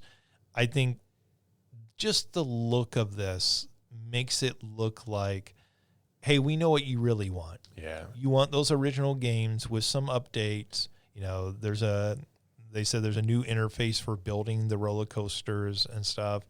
And that's really what you want, is the modern convenience. Sure, of course. And sort of tackling those games, like, fix some of the things that maybe were annoying in the original games along the way. But it looks really cool. And, if you told me a week ago I was going to be excited for a new Rollercoaster Tycoon game, I'd be like, I don't know. We get a lot of those these days, but this one did look good to me. That does it for the show. There were some other things that got shown off. Again, there were some things that got shown off that have been shown off before, and there wasn't anything particularly strikingly new. They showed off a new trailer for that Turok Origins game. That continues to look interesting, but like there wasn't anything, revolutionary in that trailer. Yeah, I felt. And there were some other games that got shown off that, either I just didn't feel like there was enough to even talk about them. Like, that's a cool looking trailer, but I don't even know what that game is from what you showed. Yeah, going through the list, I think the only other one that I saw was that Tides of Annihilation game, which is the one that Jennifer English left. Yes. They got the new voice actress for. Yeah, and they showed off that had the new voice actress lines in there. So we'll see what comes of a lot of these. Again, not a whole lot of big AAA. I think that's why Warlock kind of stood out, because that's a game you feel like a year from now people could be like, this is amazing, or maybe it just gets lost in the shuffle. Sure. A few different like sort of Diablo-like action RPG games shown off at this. That was a little surprising. One of them was a 1.0 release of Path of Exile. Path of Exile 2, I guess. And that's kind of interesting to see. That's a genre that seems to be having a comeback. Let's see. Other news for this week. We have talked about this before, but the Xbox Disc to Digital has been officially announced. That is entering beta testing the end of the month on August 31st. So this is Xbox's thing where you will be able to take a disc, either for an Xbox One game or an Xbox Series S or X game, and put it into your Xbox, and it will grant you a license for the digital version of that game, meaning that going forward to play that game, you will no longer have to put the disc in, which disc traditionally is sort of like a key to prove that you own the game. You won't have to do that anymore going forward. You'll just have the digital version. It's my understanding, if you like delete the game, you'll be able to re-download it. It'll just be like part of your digital library. Sure. The catch is, if you give that disc to somebody else, they put it into their Xbox, the license transfers to them. And so you'll no longer have access. They will have access. So, because I was wondering how that would work with like used games and stuff like that. Right. So the way it works with used games is when you put it in, that license transfers to you. Yeah. So I think the mindset, the idea behind this, and this is very interesting with all the news about PlayStation over the last few weeks and them discontinuing disc games, is this starts to feel like, to me, what DVDs and Blu-rays and everything have been doing for years, where you go out and buy a Blu-ray movie at Walmart, it includes a digital copy, right? It does that through a code, usually. But this is that same basic principle. You buy the game, you have a physical copy you can put on your shelf, right? So for preservation mindset. But you also have now this digital version so that you don't ever have to worry about swapping disc other than the first time you insert it. Which for people like me who don't want to have to worry about putting a disc in every time I want to play a game, who just likes the convenience, that's very appealing, because then I get both sides of it. Sure. Right? I get to own the game digitally, and so I can just swap between games whenever I want, but also I get to have that physical copy for, preservation for long term. Yeah. And then, as you brought up with used games, this offers the possibility of people, ransacking GameStop and buying up old Xbox One games to build up a digital collection. Yeah. You can't sell them back, I guess, but no. Yeah. Or if you did, someday. Yeah. Well, and, that brings up an interesting thing too, right? Like, okay, well, you are sort of rolling dice. If you go and sell that game, how long until that game resells and somebody puts it into their Xbox and that license transfers? GameStop does test that games are working, so I don't know if that would transfer the license to them at that moment. I'm not sure how that works. It might. That would make sense. Yeah. But regardless, right? This seems like a nice compromise. Yeah.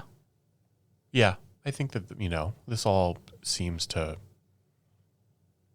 You know, I was thinking about like sort of the concept of like sharing games, but you do still get to do that because like if I gave you a disc to play, I obviously cannot play that disc at the same time. Right. So I think that all makes sense. This does not apply to Xbox 360 or original Xbox disc for now. I say this is what we talked about. They didn't have like the code or something on the bottom Yeah. printed into the disc or something. Yeah, like it's not just printed on there. It's like the serial code is in the disc, right? So I don't know if they'll try to do something with that at some point. Maybe it's the thing where you could put the disc in and like pay a fee to get the digital copy. DVD companies did that for a while where you could do disc to digital. You'd put the disc into your computer disk drive, and then you'd pay like $5 and you'd get the digital version of it. So I don't know if they might do something like that at some point, but I don't think it'll work like this. Sure. But it does raise the question going forward. PlayStation is abandoning disc. This is an easy sort of PR win for Xbox to say, hey, the next generation Xbox, we're still going to have disc. And we have this program as part of it. Yeah. Because it feels weird to introduce this program right as this generation is coming to an end and you're about to announce your next console. Other than, I guess you could say, well, like, you definitely need those games digitally because it's not going to have a disc drive. Yeah. So this is a way that you can transfer those and play them. Into a library or whatever, yeah. Yeah, versus PlayStation where you can't do that, right? Yeah. So buy our peripheral disc drive so that you can play your old games. Yeah. Well, I don't even know if PlayStation will do that, right? Like, I think they have to do. I think they have to do at least that. I don't know. Like, I kind of wonder if they'll even do that because at that point, why stop making disc? Like, because at that point, you can say, we're not going to make disc, but we're going to still let places like limited run games. But like what they have said is this is the end of disc. Yeah, I guess I don't know. It's hard to believe that you would release a console that is effectively not backwards compatible. Yeah. For 50% of the games that people own. Well, particularly when you think about PlayStation, its legacy, right? Like going back to the original PlayStation, going back to the 90s, like their consoles have been backwards compatible to varying degrees. For the most part, yeah. Right? Like, I mean, PlayStation 3, if you got the initial launch, it would do 1 and 2 games.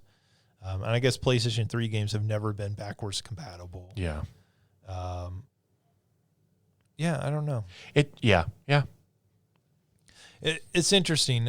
I'm really interested to see what Xbox will announce. For their next console, because I don't know if that's enough. I don't think that's going to win anything for them, but I do think like this is their one shot, it feels like, to win some goodwill from consumers. Yeah. Let's see. Bloodstained, the Scarlet Engagement has been delayed till 2027. This is the sequel to Bloodstained, Ritual of the Night, I think is the first game. I got to tell you, I had no idea this game was coming out this year. I didn't either. I'm excited for it. When they announced they were doing a new one, I was like, hey, like, I think that first game is really good. I think it's not quite what you wanted it to be. It's not quite Symphony of the Night. I say the first one is the more modern Castlevania, correct? Yeah. Whereas Curse of the Moon is the second one, which is the old style. Yeah. Is that correct? Okay. Yeah. It is the one that is very much aping the Metroidvania, Castlevania games, the ones they did on the Game Boy Advance and DS and all of those. So it's a good game. I think it's worth playing. It's just not quite up to the highs of those games, right? So this as a follow-up to like kind of learn from that is pretty exciting. It being delayed to 2027 is, now that I know it was supposed to come out this year, that's a little disappointing, but it's not the end of the world. I could also see them doing that considering there's a brand new Castlevania coming out this year as well. Sure. Right? Do we really want to compete with Belmont's Curse? I mean, they did put out a statement and were like, hey, we need some more time Sure, and of everything. course. I believe that is also true, but it is also a maybe packed some benefits. It's a packed end of the year, right? Yeah. Like, do you want to launch this game in November against Grand Theft Auto? Yes, yeah. Like, so we already know some other games have, Fable got pushed to the spring, and they said, we need more development time. Again, I believe them, but also you want to give that game as much chance to be successful as possible. Of course. And it probably gets lost a bit here at the end of the year. Yep. Let's see. Uncharted designer Benson Russell says that Uncharted 2's success with set pieces negatively affected the development of Part 3. I just thought this was really interesting. I'm a big fan of the Uncharted games. So basically what he said is, hey, you look at Uncharted 2 set piece wise, it doesn't really have a lot of big set pieces. It has a couple, like most notably the train. And he said that, look, that was wildly successful. Everybody praised it. And so when they sat down to make Part 3, they had a whiteboard and just drew up 12 different ideas for big set pieces. And he said, and the problem with that was they start working on those and they're like, we'll see which ones work out. And he was like, there's no way we're cutting any of these if we start work on them. Sure. Yeah. And he said that became a problem. You kind of shoehorn them in there somehow. Yeah. He said, particularly for the story, Amy Hennig, who was, the director on that game, is having to rewrite the story to include, we're in a cargo plane and we're falling out of the back of this cargo plane. Now we're on a giant ship at sea. And I think particularly he noted that as an example of one of the big set pieces where he's like, that didn't really fit originally. And we kind of had to work the story around it. And he said that drugged down, he thought, the game as a whole. That's fair. Yeah. And that is sort of a criticism a lot of people had, that game didn't feel as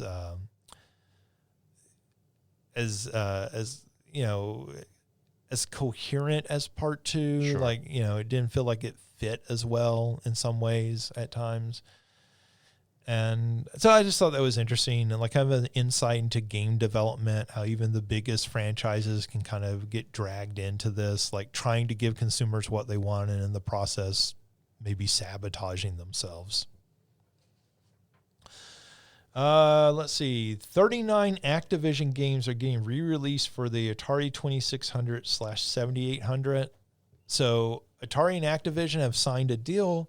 39 Activision games are getting re-released on cartridges. So they're producing new cartridges. So if you've seen the Atari 2600 Plus or the 7800 Plus, when they released those, part of it was, hey, your old Atari games work on this, your old cartridges if you have them. But we're also going to re-release a lot of those. And you can buy those new carts, and they will also work in these new systems. And so they were doing that with, obviously, games that Atari owned the rights to, but they have signed a deal with Activision to put their games out. If you do not know the history, Activision was founded by a lot of frustrated developers at Atari who felt like they were not getting the credit they deserved or the pay they deserved when their games were successful. So they left, found Activision, and of course, some of the most famous games on Atari were developed and published by Activision. So, maybe most famously Pitfall. It's a game people associate with the Atari 2600, and that was an Activision game.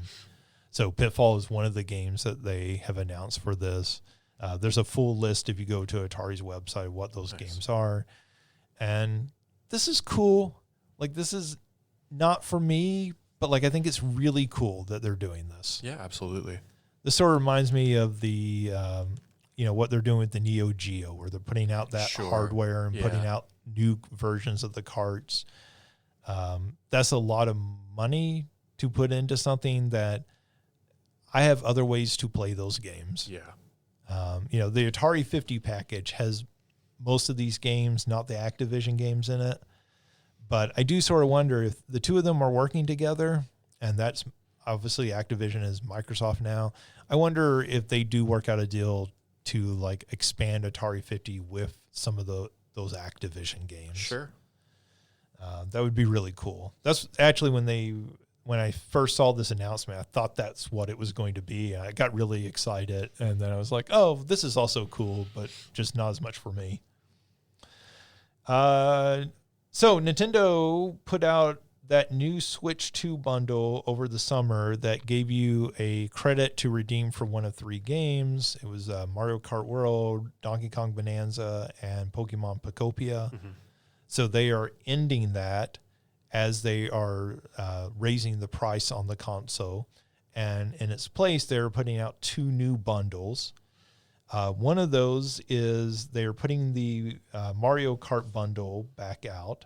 That will now sell at $550.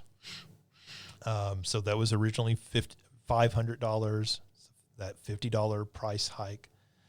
The other one that they have announced is Switch Sports Resort. So that is the new Switch Sports Resort version that they announced this summer. So they're putting out a bundle with that, and that is only going to be $530. So cool that there's going to be options. Yeah. This is basically exactly what we said when they launched the Switch, that Mario Kart had been a bundle all through most of the Switch's lifespan. Most people who bought a Switch got it with Mario Kart as the back end. They're probably going to do this throughout the Switch 2 lifespan. Yeah. Right. That game is just such an easy sell. Yeah, and there will probably be always, some other option for people as well. And right now it'll be Switch Sports, which I think makes sense, right? There's a legacy with Wii Sports as a back end. And so I've got some interest in the Switch Sports game. That'll be one. It'll depend on how many other people I know that end up picking it up to play online with. Mm-hmm. I had the original one. I had some friends who played that a ton. You mean Switch Sports? Switch Sports, sorry. Yeah. And so, I'll be interested in when that game actually comes out. Because I think that's got to be soon. I assume if the bundle is. It's this fall sometime. Yeah. I forget exactly when. Like Switch Sports, I wanted to like more than I liked. Yeah, I think that's very fair. And I think part of why I didn't like that game was I didn't like the trappings of the game. It's what Nintendo has fallen into in recent years, and it was one of the criticisms some people had about the Rhythm Heaven Groove that they put out this summer, which is that it felt sort of cold and sterile for a Nintendo game. Yeah. And the resort setting for this one feels like maybe that's a correction. Like maybe they heard that and they're like trying to self-correct with it. Well, I'm sure we've talked about it on here. My friends and I have talked about it endlessly. You needed to be able to walk around in that Switch Sports game. You've built this whole sports complex, sports plaza, yeah, and you can't explore it. Yeah. And that's what I mean. That sterileness, right? Like that's not what you expect from a Nintendo. You've got this, bookstore underneath the cafe. I'm not going to buy any of these books, but let me walk around, or let me sit on the bench and enjoy my iced matcha latte while I watch some people play badminton.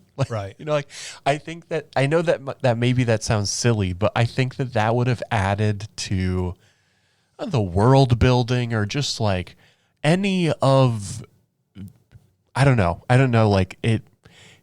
It would have taken that game and elevated it. I don't know, for me at least. Well, the Switch 2 launch game, that Drag and Drive. Oh yeah. That was one of the criticisms of it, right? That sure. At the core, the gameplay of that was kind of neat, but it felt like a mini game that they just released as a full title, right? Yeah. It didn't feel expanded enough, and it's I always think it was sort of the criticism of ARMS. Sure. ARMS is a really cool idea, but it'd be even cooler if you came back and made it feel like more of a full product. Yeah. These are very cool tech demos. Yeah. Yeah. But like adding some world to it would do something. I would especially think for that drag and drive, like if you're kind of giving this aesthetic of like a pickup basketball game, there's always people that are just sitting off on the side watching the game. I would be that person. Like you're just hanging out at the park with your pals doing a thing. I don't know. I think that adds something. Yeah, and it didn't have that Nintendo sort of aesthetic and everything, right? Like, I mean, it's really cool that you're making a wheelchair basketball game, but like if you're going to make that, like, do some of that world building. Yeah. Like, or at the very least, not having it takes something away. Yeah, it's Splatoon, right? Yeah. Like Splatoon, so much of the appeal of Splatoon is the world building that they do. Yeah. It's the plaza. It's walking around, that plaza, interacting with the characters, going into the different shops and everything. Like, I know people could look at that very dismissively and say, well, nobody's buying that game for that stuff. And no, nobody is, but that is making them play that game more, I feel like. It's an immersive element to that game. Yeah. And, and even, again, the design of the characters in game, the way the different squids and everything look and everything sells that game more than if they were just generic looking soldiers or something. For sure. There's a reason they can do the Splatoon Raiders like spinoff, right? Yeah. They have built out that world enough absolutely to make this spinoff of the main series. And I think they really need to do that. And I know people could say, well, that really wasn't there in the original Wii Sports. And it's like, well, the whole aesthetic of the original Wii Sports was that world building, right? Like we hadn't seen that whole Mii aesthetic prior to that. Oh, sure, yeah. Like they really were building that out in that game. So anyways, those two new bundles, like again, neat that they're at least offering an option there. I kind of wonder, like, this is cool. I kind of wonder, obviously they're offering a slightly cheaper bundle with the Switch Sports, only $20, so it's not significant cheaper. But I kind of wonder, like, why not just continue doing the code in the box and choose one of 3 games? Like, you could mix up the games. Sure. Every few months, put out a new bundle. The games are different now. Now you can choose Wii Sports Resort. Now you can choose this as part of it. See them maybe limiting to just this one to help build up a player base for the game, since the online is going to obviously be so central to what you're doing with that. Sure. But I do agree that I think just like here you get one of 3 options is a better deal. Yeah, because like Christina bought that bundle and, texted us and was like, hey, which of these you guys have played these games? Yeah. Which of these do you think I would enjoy? And, I know we gave her some different feedback on it and everything. And, I always think that's cool because it does give people that sort of like option depending on the style of games that they like. Yeah, definitely. Because, Mario Kart is not for everyone. Yeah, because there are going to be some people who are probably see these 2 bundles and are like, well, I'll wait until there's something that's more appealing to me. Right. I'll wait for that Ocarina of Time bundle that I think is coming. Yeah. But, who knows if it will. I think it almost certainly will. It may be at a premium price, but I think they'll do something with that. Let's see. Annapurna has laid off 16% of staff across the company. So this is not just Annapurna Interactive, the publisher of a lot of indie games. This is the film studio and television studio as well. But they do note this did affect the games division as well as part of this. We should note this is Annapurna, owned by Megan Ellison, whose dad and brother are currently have bought Paramount and are trying to buy Warner Brothers. And she's laying off 16% of the staff at this company while they are buying Warner Brothers and saying, "Oh, well, we're not going to lay off people," and everybody in the industry, a lot of people in the industry are fighting back because they say, "Yeah, you definitely are going to." Just because you're paying so much, the only way to make this make sense is to try to cut costs by laying a bunch of people off. So anyways, Annapurna has published a lot of really cool games. So I hate to see this. Obviously, this is better than them shutting down their entire games division. And, you know, we have talked a lot on here about layoffs in the industry. So obviously our thoughts with those who have lost their job. We hope they find something new quickly. Dave Bautista is officially Kratos for the Amazon series. We reported on this previously that he was in negotiations. That's now been made official. I'll ask you again, Mario, how do you feel about Dave Bautista?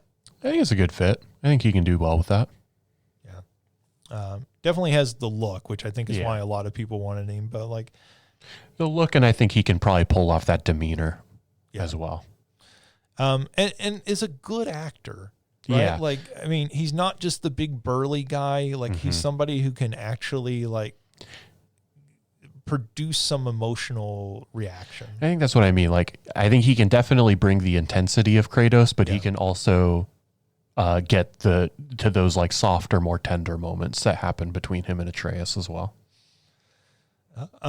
Speaking of wrestling, there's a story out via Forbes, but I think it's originally from Insider Gaming, that AEW Fight Forever reportedly lost the company $30 million. The AEW lost them because you remember they like published that game themselves and everything. That game was like delayed by a year during the development. It came out. It was not super well received when it came out. They very quickly discounted that game. And they were claiming that, you know, that its total losses were somewhere in the neighborhood of $30 million. Tony Khan's going to be just fine. I'm sure his dad will help him out if he needs help. Yeah, but like, I mean, you know, this is like the Ellisons, right? Like everything is fine until it's not. Sure. Right? Like as a long-term wrestling fan, everything was fine with WCW until it wasn't. They made a lot of bad decisions consecutively. They did, but you know, like this is $30 million. That's a lot of money to lose on one thing. Yeah. I don't know. I guess it's like Shad Khan has like $15 billion. Yeah. So, I mean, obviously, like as part of this, there was a quote that we're not planning to do anything new immediately, but we're not giving up on games. What do you think, Mario? Like, do you think that long term there's interest in an AEW game? I think so. If anything, I would trust AEW to do something more interesting with a video game than I would the WWE right now.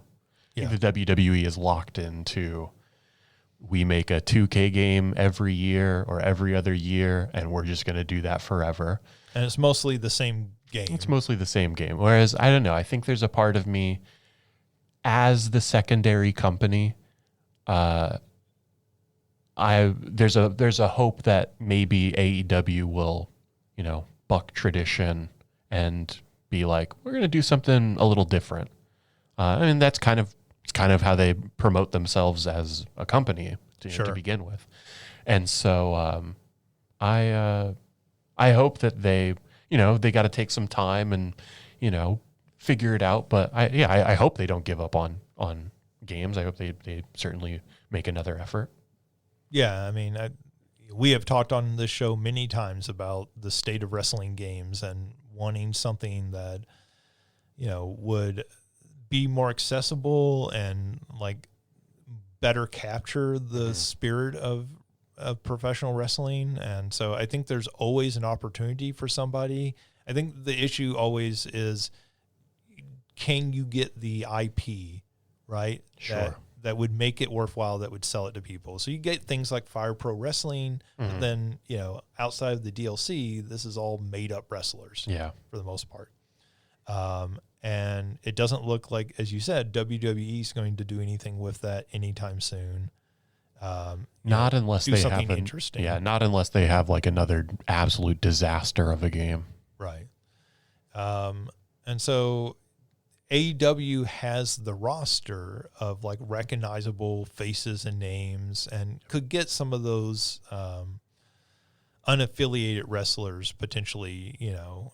Sure, some of those legends. Yeah, to come in as part of their package. So, yeah, I mean, like I'm always carrying hope for a good wrestling game. Even if at this point I'm not entirely sure what that even means anymore. But okay, and in the news with some sad news. Right before we came in here to record this podcast, there was breaking news that Peter Cullen, the voice of Optimus Prime, has passed away. I believe it said he was 85 years old.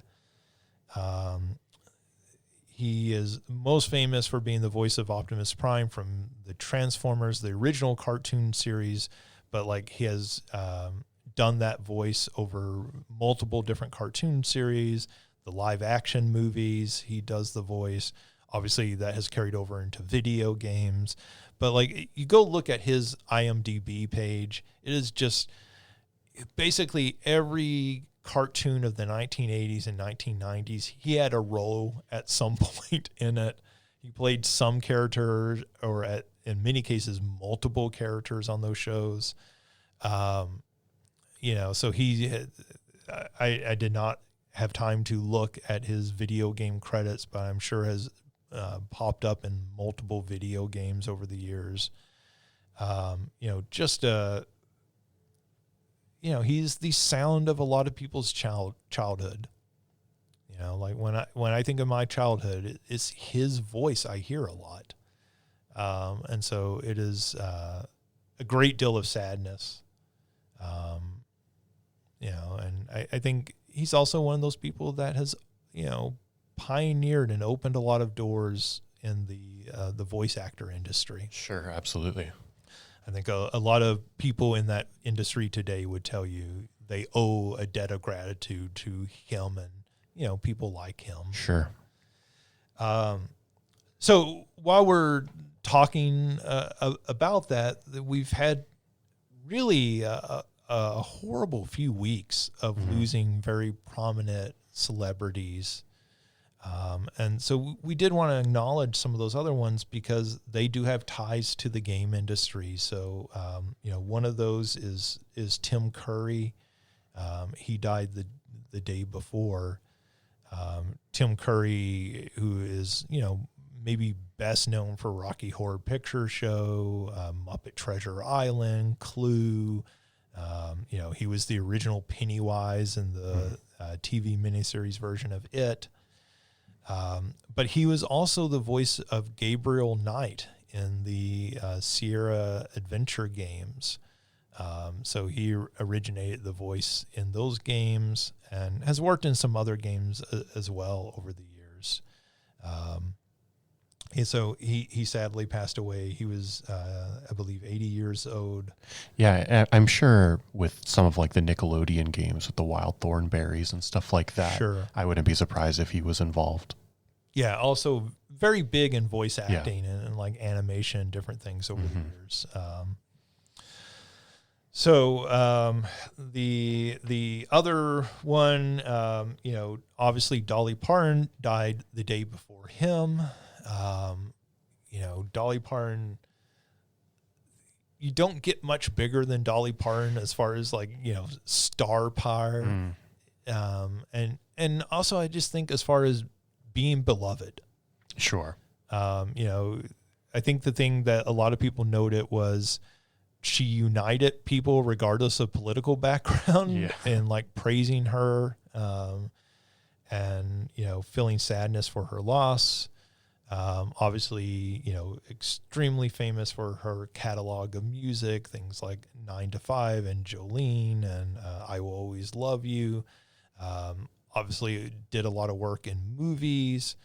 Her production company, Sand-Dollar, is it was not known at the time by most people, but kind of came out in the years following that they were responsible for the production of the Buffy the Vampire Slayer television series, the movie and television series. And then obviously there were 2 video games that came of the Buffy television series on the Xbox, and one of those came to PlayStation. To return really quickly, just because we had talked about it earlier, Tim Curry was the voice of the main antagonist in Brutal Legend. Oh, yeah. Okay, cool. I probably knew that at some point, but yeah. I mean, just somebody with a great voice, right? And like a great range. He's the voice of, the devil in Legend. Like he just has a lot of range in his acting ability. But in addition to that, about Dolly Parton had her own pinball machine. Oh, yeah.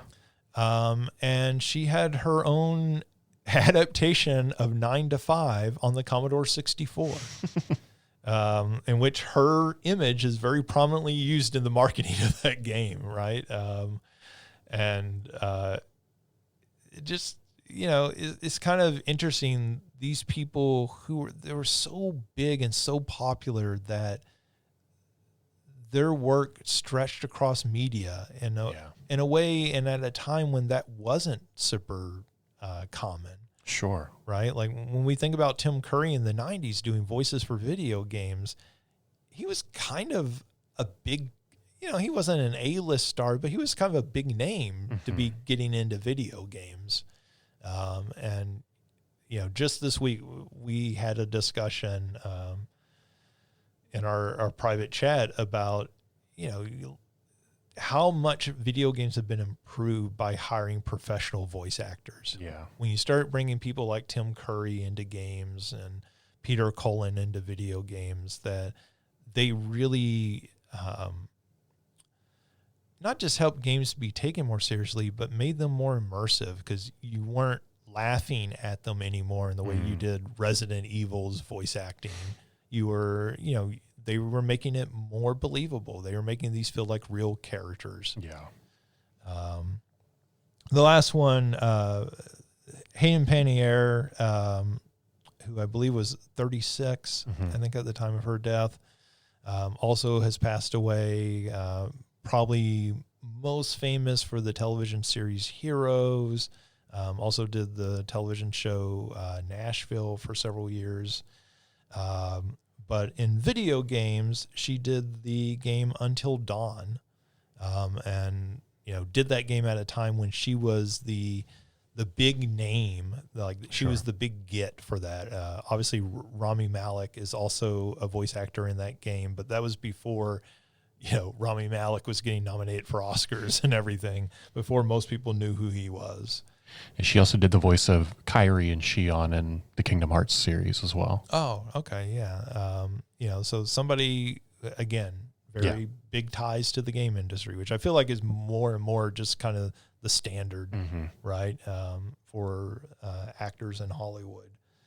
But it's been a rough couple of weeks, right? Like we lost people that were, I feel like, very beloved in the entertainment industry, and some with more far-reaching impact, some with more of a niche impact, but all of them that have certainly made movies and television and music and video games better experiences for people.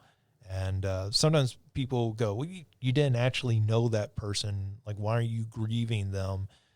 And, they have a very deep connection in people's lives. Like people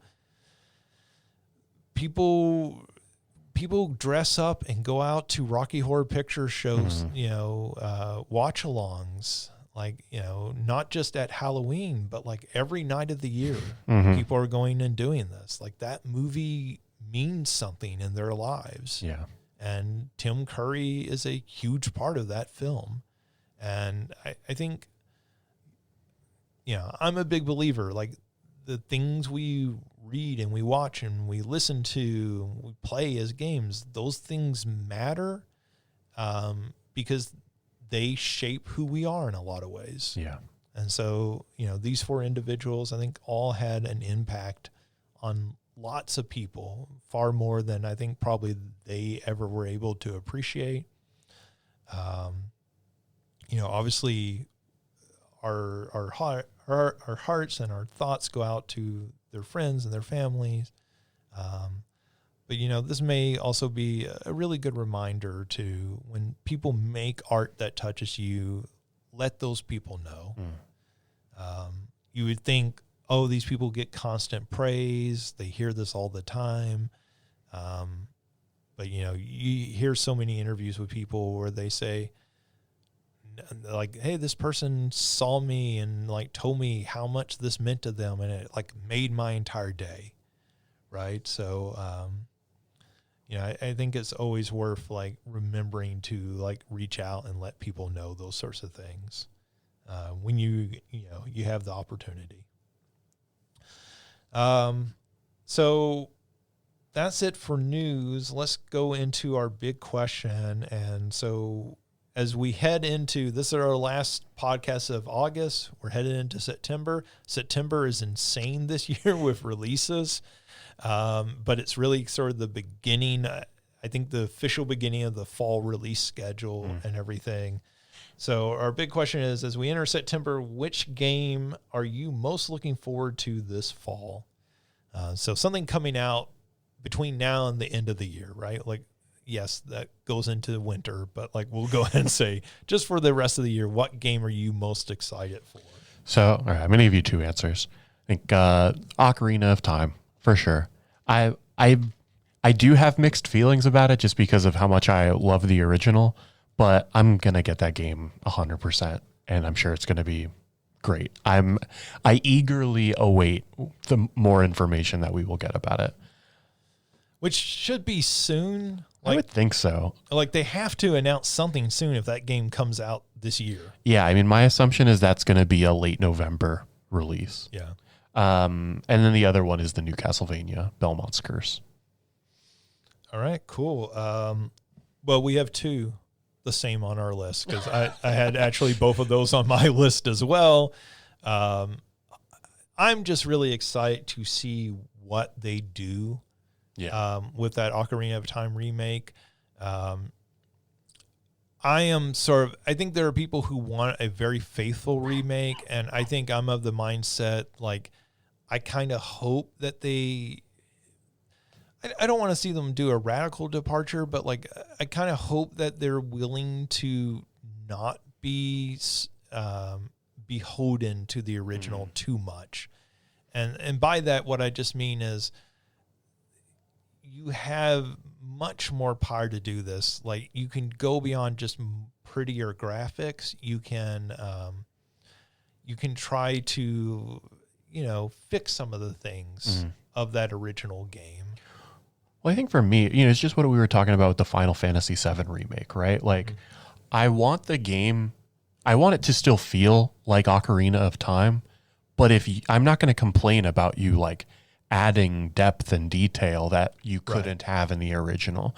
If you make it possible to really explore the castle town and, all of the villages and stuff like that. If there's so much life in that game on the N64, but I'm not going to complain if you add more to it. Right. There's so much life already there, but we also realize how constrained it was by, the hardware at the time. Absolutely. And so, I think that's what excites me about it. Cause I think at worst case, it's a total train wreck and okay, everybody just ignores it and goes back to playing the original. But I hope that they're willing to take at least some minor chances with it. Yeah. Castlevania, I just think looks cool. And them doing a new Metroidvania style game with that, new search action game with that, I think is very exciting. I really like those developers, what they did with Dead Cells.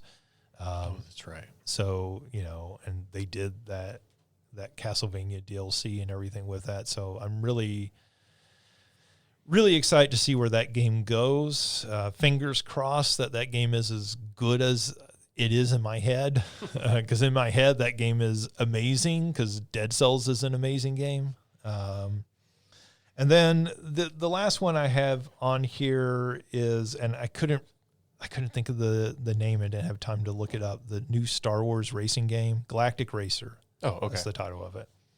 I just wrote down Star Wars Racer. I was like, no, that's Episode 1 Racer. And then, what is the title? Galactic Racer. And, one, I think that game looks really cool. I think the graphics on it look great. But, again, the fact that it's being developed by some of the people who worked on the Burnout games, to me, that's the pinnacle of arcade racing games. Yeah.